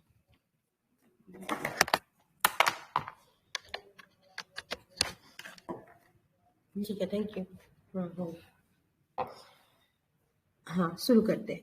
यहाँ पे मैंने बताया कि कार्बोहाइड्रेट और फैट को हम लोग एनर्जी गिविंग फूड बोलते हैं। क्यों ऐसे हो रहा है? नहीं, सही है, सही हो गया, थैंक यू। प्रोटीन की आवश्यकता क्यों होती है? प्रोटीन क्या काम करता है और प्रोटीन को किस नाम से जानते हैं? प्रोटीन की आवश्यकता इसलिए होती है। मशरूफा, आयशा, सपना, मैम हाँ बोलिए। हाँ, आप लोग सुनना, मैं लास्ट में क्वेश्चन पूछूंगी इससे, जितने भी पढ़ाए ना उससे। प्रोटीन की आवश्यकता शरीर को होती है हमारे ग्रोथ के लिए। कोई भी बच्चा जब जन्म लेता है और उसके बाद उसके बड़े होने तक 18 ईयर तक हमारा बॉडी जो है ना ग्रोथ करता है, चेंजेज होते हैं उसमें, वो डेवलप होता है। तो 18 ईयर तक हमें प्रोटीन की ज्यादा जरूरत होती है देखा जाए तो, क्योंकि उस समय तक हमारा बॉडी ग्रो करता रहता है, बढ़ता रहता है, हमारी हाइट खिंचती रहती है, हमारी बॉडी पार्ट्स का इम्प्रूवमेंट होता रहता है, चेंजेज होते रहते हैं। तो प्रोटीन की आवश्यकता शरीर को होती है, उस एज तक ज्यादा होती है। आफ्टर डेट प्रोटीन लेना चाहिए, बट एक फिक्स क्वांटिटी में लेना चाहिए। तो प्रोटीन हमारे बॉडी को ग्रोथ देता है हेल्दी रहने के लिए, इसलिए प्रोटीन को हम लोग शरीर वर्धक भोजन बोलते हैं, शरीर को बॉडी बिल्डिंग फूड बोलते हैं। किसको बोलते हैं बॉडी बिल्डिंग फूड? प्रोटीन को बोलते हैं। हाँ, जो हिंदी वाले हैं शरीर वर्धक भोजन बोलते हैं, शरीर को बढ़ाने वाला, शरीर मतलब बॉडी, वर्धक मतलब बढ़ाने वाला, ग्रोथ कराने वाला भोजन बोलते हैं प्रोटीन को। इतना समझ में आ गया आपको? आ गया। अब एक एग्जांपल देती हूँ। जब कभी भी किसी को देखा होगा आप लोगों ने कि किसी का बॉडी पार्ट डैमेज हो गया, घाव हो गया कहीं पे, उसको मतलब मान लो कि किसी जंगली जानवर ने उसको नोच दिया। इस समय क्या होता है, दवाइयां जब हम खाते हैं तो वो प्रोटीन का फॉर्मेशन करके उस घाव को ठीक करता है, तो प्रोटीन ही है, और उस समय बोला जाता है प्रोटीन लीजिए, क्योंकि वो डैमेज पार्ट्स को ठीक करता है। तो प्रोटीन ही है जो हमारे बॉडी के पार्ट्स को डैमेज होने से बचाता है और उसको रिपेयर करता है। ठीक है। नेक्स्ट है विटामिन जो है ना, इनकी भी हमारे बॉडी को आवश्यकता होती है, बट एक लिटिल बिट अमाउंट में, एक स्मॉल क्वांटिटी में, थोड़ी बहुत मात्रा में जरूरत होती है। और विटामिन का अलग अलग विटामिन का अलग अलग काम होता है। बहुत सारे विटामिन है, कोई कुछ बताएगा कितने टाइप के विटामिन होते हैं? 12 टाइप का होती है। 12 टाइप, ठीक है। और ये तो आपने ऐसे बताया, सही है। ऐसे किसी को पता है कितने टाइप के विटामिन होते हैं? अच्छा ठीक है, ये पढ़ना नहीं है, नेक्स्ट पार्ट में पढ़ना होगा, मैं बता दूंगी। ठीक है। ऐसा विटामिन जो होता है ना, अभी फिलहाल बताती हूँ। 2 टाइप्स का होता है विटामिन। वाटर सोल्यूबल यानी पानी में, जल में घुलनशील, और वसा में घुलनशील। फैट सोल्यूबल और वाटर सोल्यूबल। हिंदी वाले के लिए जल में घुलनशील और वसा में घुलनशील। बी और सी जो होते हैं वो जल में घुलनशील होते हैं। बाकी सारे जो हैं, बी और सी याद रखना, बाकी छोड़ दो। बाकी जो छोड़ दिया आपने वो सभी वसा में घुलनशील होते हैं। ए, डी, ई, के ये सभी जो है ना आपको फैट सोल्यूबल है, और बी और सी आसपास के हैं, मतलब भाई बहन है, तो ये आपको वाटर में सोल्यूबल होते हैं। जैसे नींबू में क्या होता है, विटामिन सी होगा। नींबू में क्या होगा, विटामिन सी होगा। हाँ, वो विटामिन सी होगा। उसको अगर पानी में आप, 1 गिलास पानी में आप नींबू निचोड़ते हो ना बेटा, देखोगे मिक्स हो जाएगा, वाटर के साथ मिक्स हो जाएगा। इसलिए इससे ही समझ जाओ कि उसमें आपको क्या मिलेगा, विटामिन सी मिलेगा, और वो वाटर सोल्यूबल है। इससे समझ गए आप? समझ में आ गया? ओके जी मैम। हाँ, और एक एग्जांपल देती हूँ विटामिन बी का, कैसे हमें पता चलेगा कि वो वाटर सोल्यूबल है। कभी क्या होता है ना कि हम लोग विटामिन बी कॉम्प्लेक्स ज्यादा खा लेते हैं, या कोई भी ऐसा सब्सटेंस खाया जिसमें से हमें विटामिन बी मिला, वो क्या होगा ना, आपके बॉडी में तो जाएगा, अगर आपने ज्यादा खा लिया तो आपके यूरिन के थ्रू बाहर हो जाएगा। यूरिन के थ्रू बाहर होने का मतलब है कि कहीं ना कहीं वो वाटर में घुल गया है, तभी तो बाहर आया बॉडी से। समझ में आ गया जी जी। कैसे वो वाटर सोल्यूबल है? हमने समझाने के लिए इसका एग्जाम्पल लिया, ठीक है। ऐसे ये इसमें दिया नहीं है और पढ़ना भी नहीं है, अभी आगे पढ़ना होगा। मैंने समझाने के लिए इसका यूज कर लिया, यहाँ पे विटामिन की चर्चा की गई है इस संदर्भ में। और अलग अलग विटामिन विटामिन, हाँ जी बोलिए। विटामिन सी भी यूरिन से बाहर होता है क्या? हाँ, विटामिन बी और सी दोनों बाहर आ जाएंगे, स्वाभाविक सी बात है ना। बी और सी मैंने बस समझाने के लिए इसका यूज किया, बी और सी कैसे वाटर सोल्यूबल है, ठीक है। हाँ बोलिए, बोलिए ना, कुछ पूछना है? चलिए ठीक है। विटामिन रोगों से हमारी रक्षा करते हैं, हमें डिजीज फ्री बनाते हैं, डिजीज को हमसे दूर रखते हैं। विटामिन का मेन काम होता है, डिफरेंट विटामिन का डिफरेंट फंक्शन होता है, अलग अलग विटामिन के अलग अलग कार्य होते हैं, अलग अलग फंक्शंस होते हैं। जैसे कुछ विटामिन हमारी आंखों की रक्षा करते हैं, आंखों का ग्रोथ देखते हैं, उसको स्वस्थ रखते हैं। कोई बोन्स को अच्छा रखता है, हड्डियों को मजबूत बनाता है, कोई दांत को तो कोई मसूड़ों को, है ना, कोई बाल को तो कोई गाल को, है ना, कुछ हमारे नेल्स को, ठीक है। कई प्रकार के विटामिन होते हैं जिन्हें अलग अलग नामों से जानते हैं, जैसे A B C D E के, ये सभी सारे आ गए। एक विटामिन का एक ग्रुप होता है बी कॉम्प्लेक्स का, बी कॉम्प्लेक्स का एक ग्रुप ही होता है, जैसे B1 B2, है ना, B6 B12 B7, ये सभी आ जाते हैं। तो विटामिन बी का एक ग्रुप ही होता है, that is called vitamin B complex. हमारे शरीर को सभी प्रकार के विटामिन की थोड़ी बहुत मात्रा की जरूरत होती है, बहुत एक्सेस अमाउंट में नहीं, थोड़ी मात्रा में, बट ये हमारे लिए बहुत इक्वली इम्पॉर्टेंट है, इतना ही महत्वपूर्ण है जितना हमारे शरीर में कार्बोहाइड्रेट की जरूरत है, जितना फैट की, जितना प्रोटीन की। विटामिन ए आंख का बता ही दिया मैंने, और विभिन्न प्रकार का जो विटामिन है उससे, वो अगर फूड में आपके ऐड है ना, तो समझ जाना कि आपकी हड्डियां, आपके दांत, आपके नाक, ये सभी सुरक्षित रहेंगे, और वक्त से पहले आपको चश्मा पहनने की जरूरत नहीं पड़ेगी। समझ गए? एक सब्सटेंस आ जाता है, हाँ, अगर कोई चश्मा पहन रहा है इसका मतलब ये नहीं है कि उसके उसके पास विटामिन ए नहीं है, वो अलग मैटर है कि उसकी आंखें कुछ और वजह होते हैं कि खराब हो जाते हैं। बट जनरली यही बोला जाता है कि अगर आपकी आंखें, अगर मान लो कि कोई छोटा एज का बच्चा है, वो देखोगे अगर चश्मा पहन रहा है, इसका मतलब है कि उसको विटामिन ए लेना चाहिए। आजकल क्या होता है ना, इतना सारा हम लोग इलेक्ट्रॉनिक गैजेट वगैरह यूज करते हैं, दिन रात सब मोबाइल लैपटॉप कंप्यूटर से चिपके रहते हैं, इसकी वजह से भी हमारी आंखें जल्दी खराब हो जाती हैं, ठीक है, और हमें चश्मा पहनना पड़ता है। हमारा जो बॉडी है उसके अंदर, हमारे बॉडी में एक सब्सटेंस ऑलरेडी फिक्स होता है, डी जो होता है ना, हम सभी बोलते हैं कि विटामिन डी हम बाहर से लेते हैं, विटामिन डी हम बाहर से लेते नहीं है, ये हमारे बॉडी में ऑलरेडी है, ठीक है, मौजूद होता है। बट सन के लाइट में आप जाते हैं तो ये उसको रिएक्ट करता है, और रिएक्ट करके बॉडी में जो विटामिन डी ऑलरेडी मौजूद है उसको एक्टिव फॉर्म में, उसको क्रियाशील बना देता है कि हाँ बेटा अब जाओ उठो, अब अपना जो काम है वो करो। वो ऑलरेडी प्रेजेंट है, जैसे कोई बच्चा अगर उसका दिमाग तेज है, बट अगर उसको पढ़ाने वाला अच्छा टीचर नहीं मिला तो देखोगे कि वो अच्छे से पढ़ नहीं पाएगा। उसी तरह विटामिन डी ऑलरेडी मौजूद है, वो सन की लाइट लेकर के एक्टिव फॉर्म में आता है, और बॉडी का अपना काम जो है विटामिन डी का वो करने लगता है, और सन की उपस्थिति से विटामिन डी बनता है, यहाँ लिखा भी है, फॉर्मेशन होता है, ठीक है। और आजकल लोग विटामिन सन के धूप में, सन की जो रोशनी है उसमें कम ही रह पाते हैं, इसलिए देखोगे कि हड्डियां वगैरह ज्यादा कमजोर हो जाती है कंपेयर टू अर्लियर पीपल। जो लोग पहले के थे ज्यादा देखोगे स्ट्रांग मिलेंगे, हम लोगों की अपेक्षा वो ज्यादा ताकतवर, ज्यादा स्ट्रांग और हेल्दी होते हैं, लाइफ भी उनकी लॉन्ग होती थी। इसका यही सब कारण है। हमारे शरीर को खनिज लवणों की अल्प मात्रा में जरूरत होती है। शरीर के उचित विकास के लिए, अच्छे स्वास्थ्य के लिए हमें मिनरल्स लेने ही चाहिए, ठीक है। इसके बाद आ जाता है, नेक्स्ट है, अगर चावल में कार्बोहाइड्रेट है दूसरे पोषकों से अधिक होती है, इस आधार पर हम ये कह सकते हैं कि चावल कार्बोहाइड्रेट युक्त भोजन है। ये तो हम लोगों ने आगे पढ़ लिया है कि मैंने बताया कि चावल और रोटी में मेनली कौन सा सब्सटेंस होगा, कार्बोहाइड्रेट ही होगा। दाल है तो दाल में क्या होगा, प्रोटीन होगा। वेजिटेबल्स और फ्रूट खा रहे हो तो विटामिन मिनरल्स मिल जाएंगे आपको। इसके अलावा हमारे बॉडी को कुछ रफेज की जरूरत होती है। रफेज के बारे में हमने बताया था आप लोगों को, रफेज अर्लियर ही बता दिया था। रफेज क्या होता है?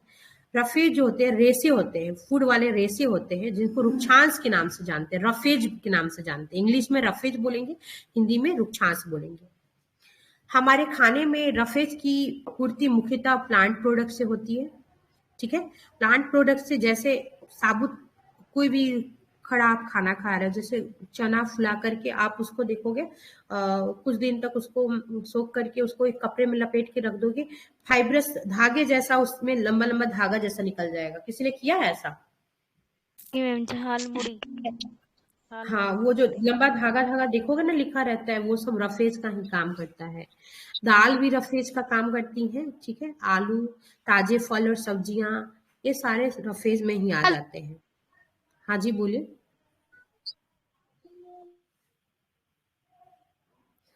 हाँ ठीक है, रफेज हमारे शरीर को कोई भी पोषक प्रदान नहीं करते। ये पोषक नहीं प्रदान करते, बट हमारे पेट को, हमारे डाइजेशन में हेल्प करते हैं, हमारे पेट को नीट एंड क्लीन रखते हैं और हमारे बॉडी से अनडाइजेस्टेड पार्ट को निकालने का, एक तरह से साफ करने का काम करते हैं। एक एग्जांपल देती हूँ, आप समझ जाओगे। आप लोगों के घर में कभी बरसात के दिनों में देखोगे ना, काई लग जाती है। काई देखा है? हाँ, जिसने देखा होगा, हरी हरी होती है, ग्रीन कलर, हरा होता है काई। हाँ हाँ, उस तरह से हमारे बॉडी में भी एक तरह से समझो काई लग जाती है कभी कभी, तो उसको साफ करने का काम करता है ये रफेज। पेट को एकदम नीट क्लीन रखता है, डाइजेशन को हेल्दी रखता है और आपको पेट से संबंधित कोई भी बीमारियां नहीं होती हैं।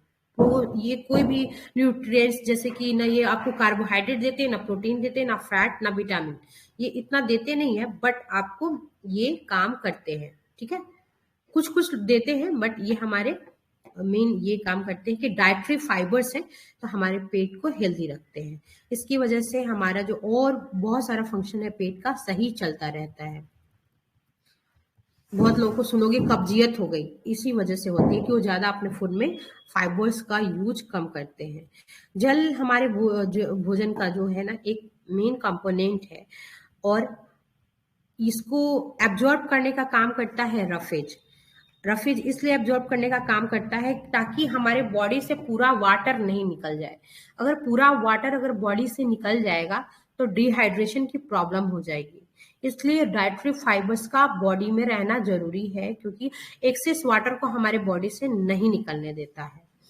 ये कुछ अपशिष्ट पदार्थों के थ्रू थोड़ी बहुत मात्रा में वाटर निकलता है, जैसे कि यूरिन, पसीने के थ्रू बाहर निकाला जा सकता है। सामान्यतः हमारे शरीर को जितने जल की आवश्यकता होती है, उसमें से बहुत सारा जो वाटर है हमें अलग अलग खाने के सब्सटेंस से, जैसे फ्रूट से, चाय से, कॉफी से, इन सब से मिल जाता है। इसके अलावा जो भोजन आप बनाते हो उसमें भी आप डालते हो, जैसे सब्जी में, दाल में डालते हो ना, पानी रहता है ना।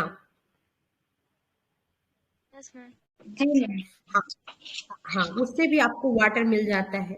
और कभी कभी ज्यादा अगर प्यास लगी तो आप ऊपर से भी पानी पीते हो। एक थर्ड एक्टिविटीज यहाँ दी गई है, जैसे एक टमाटर अथवा नींबू जैसा कोई फल ले लो, इसे छोटे छोटे हिस्सों में काट लो। क्या ऐसा करते समय आपके हाथ गीले होते हैं?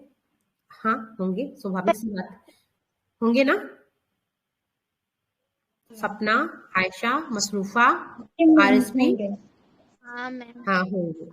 अब आप खीरा काट लो। खीरा में बेटा ऐसा क्या है ना, खीरा ऐसा खाने का सब्सटेंस है कि उसमें 99% तक वाटर होता है, 99% पानी होता है। ठीक है, अगर आप ज्यादा खीरा खा रहे हो तो ऊपर से पानी पीने की कम जरूरत होगी, तो उसमें 99% तक पानी मिलता है। तो ये बताता है कि आप कोई भी सब्जी काट रहे हो, अगर आपके हाथ चिपचिपे हो रहे हैं, इसका मतलब ही है कि उसमें पहले से वाटर है। ठीक है, अगर आपका हाथ फिसल जाता है ताजे फल या सब्जियों से काटते समय, तो पता चलेगा कि वहां पे जल मौजूद है। कुछ सीमा तक हमारे शरीर के लिए आवश्यक जल की जो पूर्ति होती है इन सभी खाने वाले सामान से हो जाती है। और अगर आपको ज्यादा पानी चाहिए, कि जैसे आप खाना बना रहे हो, दाल चावल, इससे भी मिल गया और ऊपर से मिल गया, ये आपको समझ में आ गया। नेक्स्ट पॉइंट है, यहाँ तक नहीं समझ में आया हो तो कोई पूछो, बता देती हूँ। नेक्स्ट पॉइंट सोच लो, अगर नहीं समझ में आया तो लास्ट में दिक्कत हो जाएगी। मैं क्वेश्चन पूछ रही हूँ, मैम क्रॉस एक क्वेश्चन। क्वेश्चन है ये। हाँ बोलिए। मैम रफेज सिर्फ मैम फूड और सब्जियों में देख सकते हैं उसको, और इसके अलावा मैम? नहीं, ऐसा होता तो मैं वाटर का बोलती ही नहीं कि water is also around dietary fibres. Water भी हमारा रफेज का काम करता है, जैसे मैंने बोला। मतलब हाँ, वेजिटेबल्स, फ्रूट्स, दालें, अनाज, उन सब से हमें डाइटरी फाइबर्स यानी रफेज मिलता है, उन सब से मिलता है ना। और सारी, अब जैसे तुम बोलोगे कि दाल में मैम प्रोटीन होता है, ठीक है, दाल में प्रोटीन होता है, मैं डिनाई नहीं करती हूँ, बट डाइटरी फाइबर्स भी उसमें से मिलता है। वेजिटेबल्स और फ्रूट से मैंने बोला विटामिन मिलेगा, मिनरल्स मिलेगा, मैं इनकार नहीं कर रही हूँ, मिलेगा, but these all are also a part of dietary fibres. ये हमारे रफेज के भी पार्ट है, इनसे रफेज भी मिलेगा। जरूरी तो नहीं सिर्फ दूध से हमें कार्बोहाइड्रेट ही मिले, उससे थोड़ी बहुत मात्रा में प्रोटीन भी मिल जाती है और फैट भी मिल जाता है, मिलता है ना। तो एक जी मैम सब्सटेंस में मिलता बहुत है। सारे, हाँ, एक फूड मटेरियल में बहुत सारे सब्सटेंस मौजूद हो भी सकते हैं और नहीं भी हो सकते हैं। जैसे कि चावल, राइस से आपको अगर पका हुआ भात खा रहे हो, चावल पका के खा रहे हो आप, तो उसमें आपको मेनली, आपको मुख्यतः आपको स्टार्च मिलेगा, ठीक है, जो कार्बोहाइड्रेट है उसमें, और कुछ आपको नहीं मिलेगा। बट ये तो हो गई कार्बोहाइड्रेट वाली बात, बट ऑल्सो वो जो चावल है डाइटरी फाइबर्स का भी काम करेगा। आप रोटी खा रहे हो तो उसमें कार्बोहाइड्रेट होगा, बट डाइटरी फाइबर्स का भी काम करेगा, क्योंकि वो अनाज से ही तो बना है बेटा, अनाज से ही बना है ना। अगर आप चोकर चोकर, बहुत लोग चाल करके देखोगे रोटी बनाते समय फेंक देते हैं, वो फेंकना नहीं चाहिए, वो डाइटरी फाइबर्स का काम करता है बॉडी में जाके, मना करता है बहुत बार, उसको हमें नहीं फेंकना चाहिए। बहुत लोग आलू की छिलके को काट के फेंक देते हैं, उसको नहीं फेंकना चाहिए, हमें इसी तरह धो करके आलू को काट के सब्जी बनानी चाहिए, क्योंकि वो भी डाइटरी फाइबर्स का काम करता है। खीरा बहुत लोग उसको छील के खाते हैं, नहीं खाना चाहिए, क्योंकि वो भी डाइटरी फाइबर्स का काम करता है। वो अलग बात है कि हमने ऐसे शौक बना लिए हैं। बहुत लोग सेव को भी छील के खाते हैं, तो अलग पैशन है उनका अपना, लेकिन हेल्थ की दृष्टि से देखा जाए, सेहत की दृष्टि से, तो उनके छिलके भी बहुत ही इंपॉर्टेंट होते हैं। आजकल नया ट्रेंड चल गया जूस पीने का, ठीक है, हमारे पास टाइम नहीं कि बैठ के हम नींबू ऐसे ऐसे लेके टुकड़ों में बैठ के खाते रहे, एक गिलास हमने लिया बाजार से पी लिया, अगर आपको मौसमी का जूस मिल गया पी लिया, बट आपने डाइटरी फाइबर्स तो फेंक दिया। इस तरह से मेनली आजकल ज्यादा डिजीज होने का यही कारण है कि हम अपने लाइफ स्टाइल जो सही होना चाहिए वो सही ना होकर के दूसरे तरीके अपना करके अपने आप को ज्यादा समय ना दे करके, इन्हीं वजह से ऐसा हो रहा है कि आजकल के लोग ज्यादा बीमार पड़ रहे हैं, ठीक है। बट ऐसा होना नहीं चाहिए, करते हैं हम लोग, नहीं करना चाहिए वो काम भी, हम सभी करते हैं, मैं भी करती हूँ, मैं भी छील देती हूँ सब्जियों को, जो कि नहीं करने चाहिए, ठीक है। नेक्स्ट पॉइंट आ जाता है, अब यहाँ पे रफेज वाले में आप लोग कंफ्यूज बिल्कुल मत होना, ठीक है। नेक्स्ट पॉइंट आप लोग का दिया है कंप्लीट फूड। कंप्लीट फूड का मतलब है संतुलित आहार। मैंने इसके बारे में भी पढ़ा दिया है, बट फिर भी रिपीट करती हूँ। एक थाली लिया आपने, और आपने वहां पे चावल रखा है, दाल रखा है, सब्जी रखी है, थोड़ी सी दही है, और थोड़ा सा अचार है, और पापड़ भी है। अगर ये सब खाने जितने चाहिए इक्वली अमाउंट में सब चीजें ऐड है हमारे भोजन में, प्रोटीन भी है, ले रहे हो आप, कार्बोहाइड्रेट भी लिया, विटामिन भी लिया, मिनरल्स भी लिया, सब कुछ आपने ले लिया, तो कुछ छूटा ही नहीं, पानी तो है, सब कुछ है, इसका मतलब ये कंप्लीट फूड कहलाएगा। समझ में आ गया। यहाँ पर डिफिनेशन ऐसे दे सकते हैं, कोई भी खाद्य सामान जिसमें इक्वल मात्रा में प्रोटीन, मैम कार्बोहाइड्रेट, फैट। हाँ बोलिए। मैम, चावल और रोटी को एक साथ खा सकते हैं? बहुत लोग खाते हैं, 2 रोटी खा लिया, थोड़ा सा ऊपर से चावल ले लिया, मैम इससे खाते हैं। कोई प्रॉब्लम नहीं होती है ना? क्या प्रॉब्लम होगी? चावल रात को जनरली वैसे लोगों को नहीं खाना चाहिए जिन्हें साइनस वगैरह है, ये सब इस्नोफिलिया वगैरह ज्यादा बढ़ा है, क्योंकि वो ठंडा होता है। ठीक है, रोटी ही खाना चाहिए जिनको ऐसा प्रॉब्लम है ना। बट आसाम वगैरह में, वेस्ट बंगाल में, वहाँ के लोग चावल ज्यादा पसंद करते हैं। अपने बिहार में भी लोग चावल ज्यादा पसंद करते हैं। यूपी के लोग चावल और रोटी दोनों मिला के खाते हैं, उनका अपना अलग अलग तरीका है। ठीक है, ये अलग बातें हैं। नेक्स्ट है कंप्लीट फूड क्या होता है। पूरे दिन में हम जो भी कुछ खाते हैं उसे खाना तो कहेंगे, उसे आहार तो कहेंगे ही हम। हमारे शरीर की वृद्धि और अच्छे स्वास्थ्य को बनाए रखने के लिए हमारे आहार में सभी पोषक तत्व उचित मात्रा में होने चाहिए। मैंने समझा दिया कि वैसा खाना जिसमें सभी पोषक तत्व उचित मात्रा में, एक इक्वल जितना चाहिए बॉडी को रिक्वायरमेंट है आज की एनर्जी की, उतना उतना अगर सारा चीज मौजूद हो तो उसे हम संतुलित आहार कहेंगे। अगर नहीं हो तो फिर वो संतुलित आहार नहीं हो जाएगा। ठीक है, नेक्स्ट है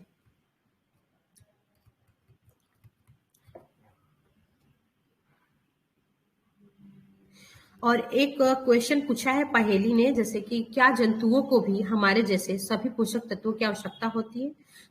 मतलब कहने का मतलब क्या जंतु भी, जानवर भी संतुलित आहार का सेवन करते हैं? आप ये बताएंगे? कोई बताएगा? मैम जी हाँ, बहुत करते हैं। हाँ, सही है। जैसे सब्जी वगैरह को जब आप काट के खाते हो, छील देते हो ज्यादा, तो उससे क्या होता है ना, हम सभी जानते हैं कि खाना बनाते समय भोजन को अच्छा और टेस्टी बनाने के चक्कर में हम लोग बहुत सारा चीज वेस्ट कर देते हैं। कई बार हम कार्बोहाइड्रेट वेस्ट करते हैं, कई बार प्रोटीन, कई बार फैट और कई बार विटामिन और मिनरल्स वेस्ट कर देते हैं। कैसे वेस्ट करते हैं? ऐसे वेस्ट कर देते हैं कि आपने सब्जियां छिली तो आपका विटामिन निकल गया, खनिज लवण निकल गया। ज्यादा पकाने से विटामिन सी आसानी से गर्मी से नष्ट हो जाता है, ऐसा दे रखा है। तो ये जरूरी नहीं है कि भोजन को बहुत ज्यादा हाई फ्लेम पे या बहुत देर तक ओवर कुक कर रहे हो आप। ऐसे करने से विटामिन और मिनरल्स खराब हो जाते हैं। चावल को कुकर में बना लो तो वो जो कार्बोहाइड्रेट है, स्टार्च है, वो आपका उसी तरह रह जाएगा एज इट इज, जैसा आपको चाहिए। बट आजकल जैसे कि बहुत लोग उसको देखोगे ना, राइस को, बॉइल्ड राइस को पसा देते हैं, ऐसे देखा होगा, वाटर को पूरा बाहर निकाल देते हैं। किसी ने देखा है ऐसा? हाँ, तो वो स्टार्च वेस्ट, हाँ हाँ, ऐसा देखा है, तो वो स्टार्च वेस्ट हो जाता है। ठीक है, और तो ऐसे करके क्या ना, वेस्ट हो गया, जो जो आपको चाहिए होते हैं वो चीजें वेस्ट हो गई। ठीक है, आप एक पूछ रहा है क्या आप ये सोचते हैं कि अगर आप ज्यादा वसा युक्त भोजन खा रहे हैं तो क्या ये हमारे शरीर के लिए सही है? वसा युक्त भोजन का मतलब रोज आप बर्गर खा रहे हो, पिज्जा खा रहे हो, इस टाइप का खाना अगर बहुत ज्यादा खा रहे हो, रोज ऑयली चीजें ज्यादा खा रहे हो, तो क्या आपके बॉडी के लिए सही है? बिल्कुल, नहीं, बिल्कुल नहीं। नुकसान ये धीरे धीरे, पहुंचेगी। हाँ, ये आपको नुकसान तो पहुंचाएगी, धीरे धीरे आपको मोटापा की ओर अग्रसर कर देगी, बढ़ा देगी, और धीरे धीरे आप ओबेसिटी के शिकार हो जाओगे, मोटे हो जाओगे। एक तो ज्यादा, मैंने पहले ही बोला था, excess of everything is bad. कोई भी चीज का अधिक्य हमारे बॉडी को नुकसान भी पहुंचाता है। कमी से भी बीमारियां होती हैं, तो किसी चीज की जरूरत से ज्यादा अगर मौजूदगी है बॉडी में, तब भी बीमारियां हो सकती हैं। ठीक है, नेक्स्ट पॉइंट दिया है अभावजन्य रोग। अभावजन्य डिफिशियंसी डिजीज, जिसको बोलते हैं, इंग्लिश में बोलेंगे डिफिशियंसी डिजीज और हिंदी में बोलते हैं अभावजन्य रोग। अभावजन्य रोग क्या होता है? जैसे कि कोई भी व्यक्ति है, भोजन तो कर रहा है, लेकिन क्या वो जो खाना खा रहा है उसको जो चीजें चाहिए, जितने भी न्यूट्रिएंट्स, जितने भी पोषक चाहिए, क्या उसके भोजन में मौजूद है? अगर नहीं मौजूद है और लंबे समय तक उसी टाइप का वो खाना खा रहा है, जैसे चावल रोज खा रहा है, चावल चावल चावल चावल रोज खा रहा है, और उसके अलावा उसके भोजन में कुछ है ही नहीं, तो इस तरह से क्या होगा, उसके बॉडी में प्रोटीन, विटामिन, फैट, इन सब की कमी हो जाएगी। तो किसी भी पोषक की कमी से, किसी भी न्यूट्रिएंट्स की कमी से जो बीमारी होती है उसको डिफिशियंसी डिजीज कहते हैं। ठीक है, समझ में आ गया इतना? हाँ मैम। तो कोई भी न्यूट्रिएंट्स अगर बॉडी में लंबे समय तक हमारे बॉडी में कम है तो हमारा बॉडी रिएक्ट करना शुरू कर देता है, और पता चलता है कि इन डिफिशियंसी से हमें बीमारियां हो रही हैं। अगर लॉन्ग टर्म तक अगर आप बॉडी में डी हमारे बॉडी में विटामिन डी नहीं मिल रहा है तो धीरे धीरे देखोगे हमारे बोन्स जो है ना वो विकृत होंगे। विकृत का मतलब वो दिखने खराब शुरू हो जाएंगी, हड्डियां ऐसे वैसे मुड़ने लगेंगी, पैर की हड्डियां अजीब मुड़ जाएंगी। तो उससे पता चल रहा है कि आपके अंदर विटामिन डी की डिफिशियंसी है। और ऐसे कंडीशन में अगर आप डॉक्टर से मिले तो आपको विटामिन डी की टैबलेट वो लिख के जरूर देगा, आप देख लेना। ठीक है, तो हमारा बॉडी रिएक्ट करना शुरू कर देता है। विभिन्न डिफरेंट टाइप का जो विटामिन और खनिज लवण हमारे बॉडी में बीमारियों की मौजूदगी को बढ़ा देता है अगर ये लॉन्ग टर्म तक हमारे बॉडी में कम है। इसी पॉइंट्स को इन्होंने इलोबरेट कर दिया, पूरा लंबा कर दिया है। सीधा शॉर्ट फॉर्म में जान जाओ कि लंबे समय तक किसी भी पोषक तत्व की, किसी भी न्यूट्रिएंट्स की हमारे बॉडी में अगर कमी होती जाती है तो उससे एक समय के बाद आपको बीमारी हो जाएगी, उसकी कमी से बीमारी होगी। और जिस सब्सटेंस की कमी से कोई बीमारी होती है उसको डिफिशियंसी डिजीज यानी अभावजन्य रोग कहते हैं।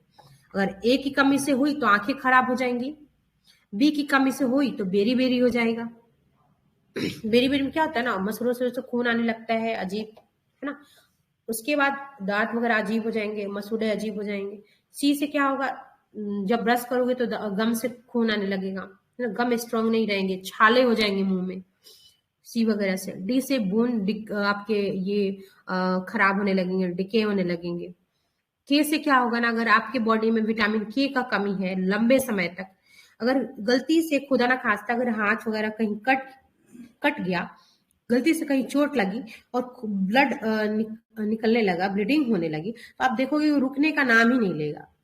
ये होता है विटामिन के की कमी से। ई से क्या होगा, विटामिन अगर ई बहुत समय तक अगर आपके बॉडी में कमी है विटामिन ई, तो आपके चेहरे जो है ना वक्त से पहले बूढ़े नजर आने लगेंगे।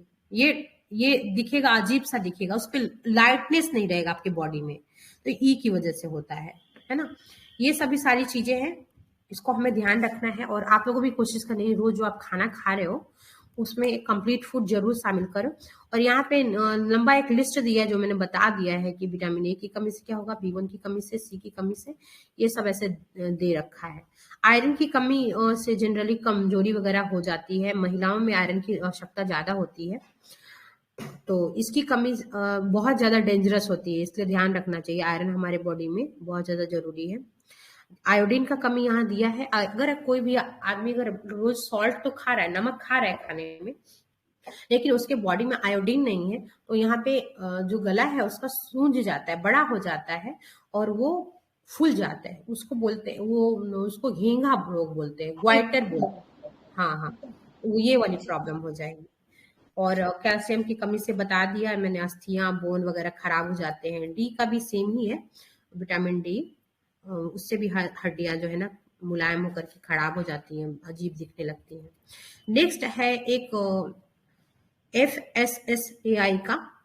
ये जो हमारा एक ऐसा संगठन है जो कोई भी खाने वाला सब्सटेंस अगर आप बाहर देखते हो, बाहर से खरीदते हो, अगर आप कहीं से भी लिए तो वहां पे देखोगे ना FSSAI का वहां पे स्टाम्प लगा रहता है। इट मीन्स कि वो फूड सिक्योरिटी और सैंपल अथॉरिटी ऑफ इंडिया, इसका फुल फॉर्म हुआ। ये उसको ऑथराइज कर दी है कि जो आपने खाने का सामान बाजार में बेच रखा है या आप चला रहे हो, बाजार में बेच रहे हो, ये सही है हमारी तरफ से। और ये जो आप बेच रहे हो सही है, और आप इसमें आपकी जरूरत की जो चीजें हैं वो सही है। जरूरत की चीजें मतलब जो पोषक तत्व हमें चाहिए वो उसमें मौजूद है। ऐसे करके वो पहले ऑथराइज्ड इसलिए करते हैं उन चीजों को ताकि मार्केट में सेल हो सके, और ये अपने स्टैंडर्ड पे उसको तौल चुके होते हैं। इनका जो स्टैंडर्ड का पैमाना होता है उस पर चेक कर चुके होते हैं चीजों को, तभी वो मार्केट में निकालते हैं। ठीक है, तो यहाँ पे इनका सिंबल दिया है, जरूर याद रखिएगा, F, और साइड में लेफ्ट साइड में प्लस का साइन है, तो आप याद रखिएगा। Food security sample authority of India, ऐसा ही है, आप देख लेना। अगर ये इसका एक बार फिर से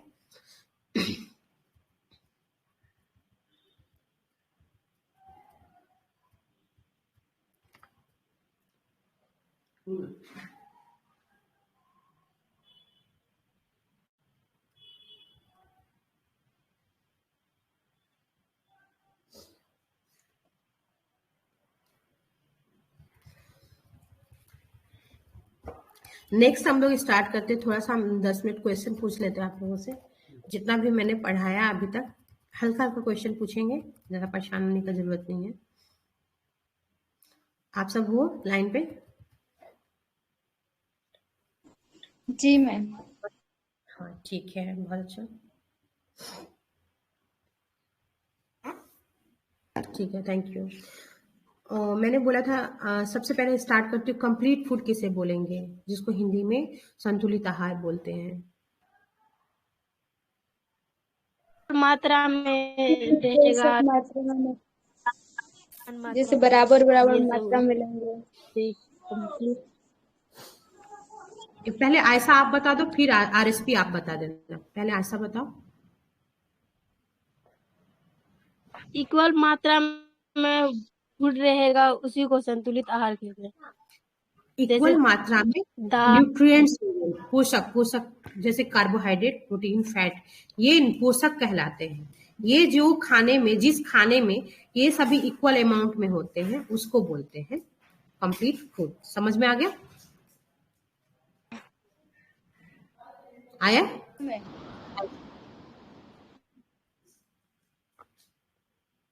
ठीक है, नेक्स्ट बता दो। कार्बोहाइड्रेट के टेस्ट के लिए हम लोग कौन सा टेस्ट करेंगे?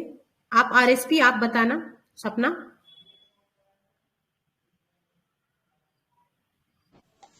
जी मैम। हाँ, कार्बोहाइड्रेट का टेस्ट बेटा क्या कैसे करते मैम हो? और लास्ट मतलब कि एक, जैसे कि मैम आपने बताया कि आलू का एक टुकड़ा लेंगे, उसमें 2-3 बूंद आयोडीन का घोल मतलब उसमें डालेंगे मैम। उसके बाद उसका और कलर मतलब चेंज होगा ब्लू या ब्लैक में, तो मैम हाँ, इससे पता चलेगा कि हाँ ये कार्बोहाइड्रेट। बहुत अच्छा, बहुत अच्छा, सही है। अब मसरूफा आप बताइएगा, प्रोटीन के टेस्ट के लिए क्या करेंगे बेटा? मैम प्रोटीन के लिए पहले पाउडर बनाएंगे, फिर हम्म उसमें बूंद पानी को मिलाएंगे, और हम्म उसके बाद 2 बूंद कॉपर सल्फेट मिलाएंगे और 10 बूंद हम्म कास्टिक सोडा मिलाएंगे। और फिर? कलर वॉयलेट आना चाहिए। ठीक है, बहुत अच्छा। और आरएसपी आपसे पूछ लिया मैंने क्या? आरएसपी आपसे पूछा, आरएसपी आप बता दो बेटा, फैट जी के लिए मैम। कैसे आप टेस्ट करोगे? मैम इसको तो देखेंगे कि मतलब एक मूंगफली का दाना लेंगे, उसके बाद मतलब ऐसे उसको टेस्ट करने के लिए मैम, और पेज पे रगड़ेंगे, धीरे धीरे रफ करेंगे। उसके बाद देखेंगे कि हाँ चिपचिपा हो गया होगा, मतलब सही। वहां पे चिपचिपा सा बन जाएगा मैम। हम्म ठीक है, बहुत अच्छा। एक हाँ क्वेश्चन तो है इससे मेहनाज। हाँ जी, मेहनाज आपसे है क्वेश्चन मेरा। कितने टाइप्स के कार्बोहाइड्रेट होते हैं? कार्बोहाइड्रेट के बारे में पढ़ा है, बट उसका टाइप्स होता है, बता दीजिए दो कितने टाइप्स का टाइप्स के होता होते हैं, है? कौन दो कौन? टाइप्स के होते हैं। कौन कौन? एक जल में घुलनशील, कार्बोहाइड्रेट की बेटा बात कर रही हूँ मैं। एक शर्करा और हम्म एक पोषक होता है शायद। नहीं, एक सरकरा हो जाएगा और एक मंड हो जाएगा, ठीक है? मन- एक हो जाएगा जिसको इंग्लिश में ही बोल दो ना आप, एक होगा स्टार्च और एक होगा शुगर, ठीक है? कार्बोहाइड्रेट दो टाइप का होता है, स्टार्च और शुगर। समझ में आ गया? Yes, sir. ठीक है। हाँ, आयशा आप बताइएगा, विटामिन कितने टाइप का होता है बेटा? 2 टाइप का। ठीक है, कौन कौन?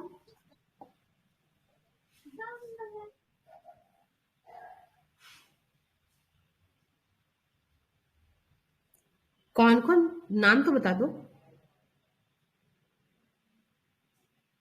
अच्छा ठीक है, मैं बता देती हूँ। एक वाटर सोल्यूबल, जल में घुलनशील, और एक और वसा, एक हाँ, फैट घुलनशील। सोल्यूबल। समझ में आ गया आयशा? जी समझ में आया आयशा? हाँ, अब याद रखना, भूल गए थे आप। नेक्स्ट भूल देख। गए थे। हाँ, भूलना नहीं है, भूलना नहीं है। नेक्स्ट है, अभावजन्य रोग क्या होते हैं? ये आरएसपी बताएंगे। आरएसपी, आप बताइए अभाव जन्य रोग किसे कहते हैं, या जी मैम। डिफिशियंसी। हाँ, डिफिशियंसी डिजीज से आप क्या समझते हो, क्या समझ में आया आपको? मतलब कि शरीर में किसी भी पोषक की कमी हो जाती है मैम, हाँ, लंबे समय जैसे तक किसी कि भी पोषक तत्व की हाँ कमी से, हम्म, कमी से, आगे बोलो, जो रोग मैम होते उसी हैं, को मतलब पूरा पूरा पूरा सेंटेंस बोला करो, ठीक है? जी मैम भूल गए। हाँ, किसी भी पोषक तत्व की लंबे समय से कमी से जो बीमारी होती है शरीर में, उसको अभावजन्य रोग या डिफिशियंसी डिजीज कहते हैं, ठीक है? जी मैम। महनाज, आप बताइए, अगर हमने फलों और सब्जियों को काटने के बाद धुल दिया, ठीक है, या उसके छिलकों को छील दिया, तो क्या नष्ट हो जाता है? प्रोटीन और कार्बोहाइड्रेट। नहीं, विटामिन और मिनरल्स। विटामिन और मिनरल। चावल धोने से कार्बोहाइड्रेट तो नष्ट नहीं होगा ना। आप चावल को जब आप पसा लोगे, जो बनाते हैं ऐसे लोग पसा के बनाते हैं ना, देखो बॉयल करके बनाते हैं चावल, तो आपका कार्बोहाइड्रेट वेस्ट। विटामिन सी मतलब हाँ, कमी हो विटामिन जाती है, सी। हाँ, धोने से वो विटामिन निकल जाता है। विटामिन सी हाँ तो गर्म करने से नष्ट हो जाती है, हाँ, इसलिए उसको वो कच्चा सही बोल खाओ। रहे हो, लेकिन अगर आप किसी भी चीज को ज्यादा काट के, सब्जियों को फलों को काट के धुल रहे हो, तो विटामिन मिनरल्स ये सभी नष्ट हो जाते हैं, ठीक है? ओवर कुकिंग से भी कुछ विटामिन और मिनरल्स नष्ट हो जाते हैं, ठीक है? नेक्स्ट पॉइंट क्या था मेरा?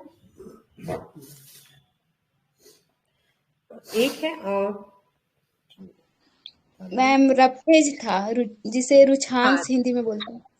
हाँ, बहुत अच्छा। रफेज से आपको क्या समझ में आया, रफेज किसे कहेंगे? मैम रफेज फूड वाले रेशे में मतलब होते हैं, फूड, फूड या सब्जियों में भी उसे देख सकते हैं मैम। ये हमारे पेट को क्लीन करने में सहायता करता है। हाँ, जो भी बोल रहे हो सब बहुत अच्छा बोल रहे, थैंक यू, सही समझ में आया। रफेज एक फाइबर्स होता है, फाइबर मतलब धागे जैसा, फाइबर मतलब समझ रहे हो ना, धागे जैसा सब्सटेंस होता है। वो जो मैंने जी मैम। जूस से समझा दिया, जो फेक देता है, देखे होगे आप, वो होता है फाइबर पूरा, ठीक है? और कुछ बताओ, इसमें से क्या छूट रहा है, मुझे याद नहीं आ रहा ऊपर में। और दो एनर्जी गिविंग सब्सटेंस क्या है, मैंने नाम बताया, दो एनर्जी गिविंग सब्सटेंस क्या है, फूड न्यूट्रिएंट्स क्या है जो मेनली एनर्जी देते हैं? कार्बोहाइड्रेट है हाँ, और एक वसा। एक वसा। वसा, लेकिन इससे मैम लंबे मतलब जल्दी मतलब नहीं वो एनर्जी मिलती है बॉडी में, जल्दी थोड़ा लंबे एनर्जी के समय लिए हम तक। क्या करते हैं?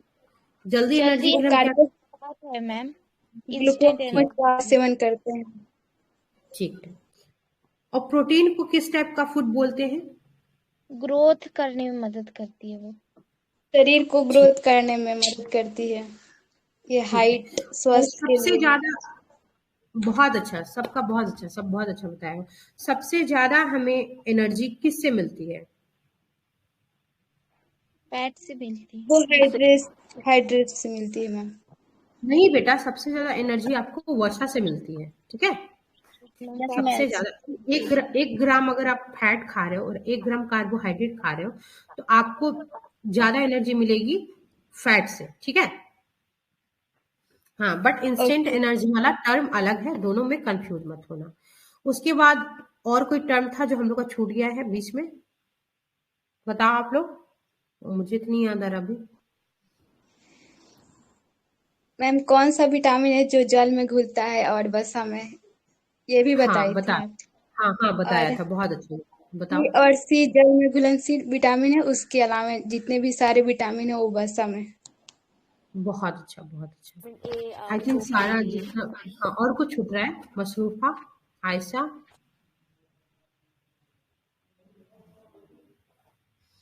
आई थिंक मुझे लगता है सारे जितना भी पॉइंट था हम लोगों ने उसका क्वेश्चन कर लिया है, मैंने पूछ लिया है, जितने भी पढ़ाए थे चीजें, एक दो छूट रही होंगी, कोई बात नहीं। आप लोग मैम इसको, विटामिन डी का, बोलिए।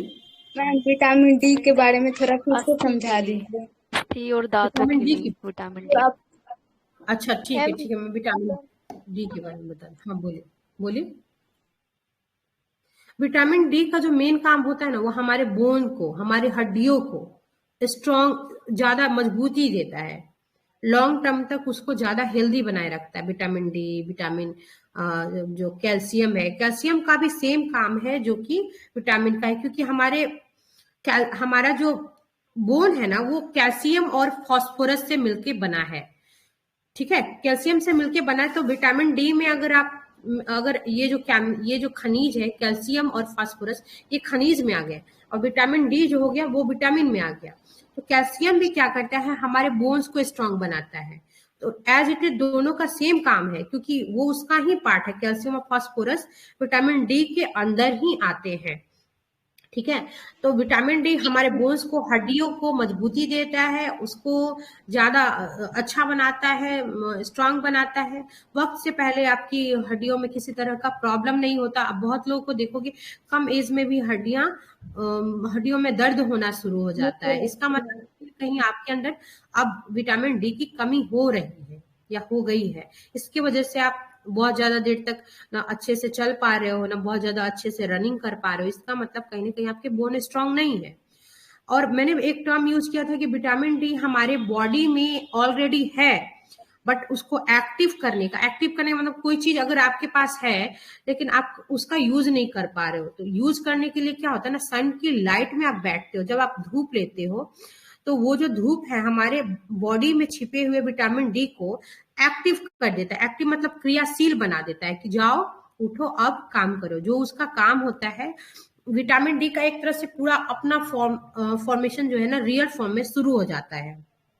मैम विटामिन डी ऑलरेडी मौजूद है, बट रियल फॉर्म में जो अपना काम करना शुरू कर देता है, वो एक्टिव हो जाता है सन की लाइट से।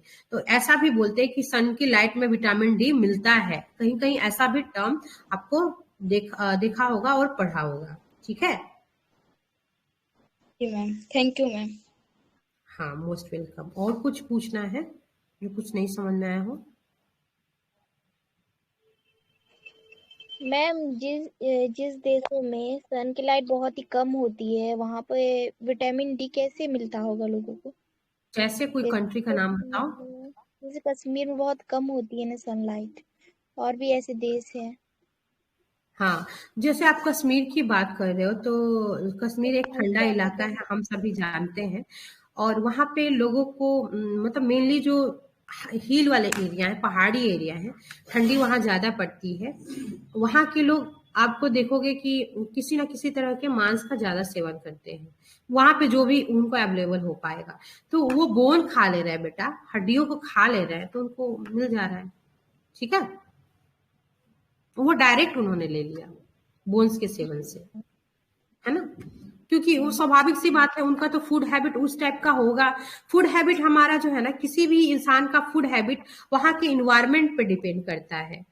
अगर अगर आप दूसरी एरिया में चले जाओ, जहाँ जैसे साउथ की मैं बात बोलूं, वहां पे भी थोड़ा सा रोशनी कम आता है।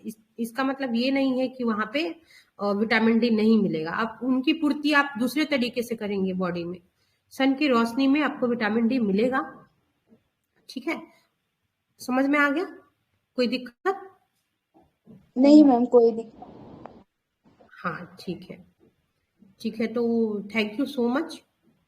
आप सभी थैंक क्या यू। करना, क्लास के जस्ट अभी क्लोज हो रहा है, उसके बाद आप ग्रुप में जाके कमेंट लिखिएगा।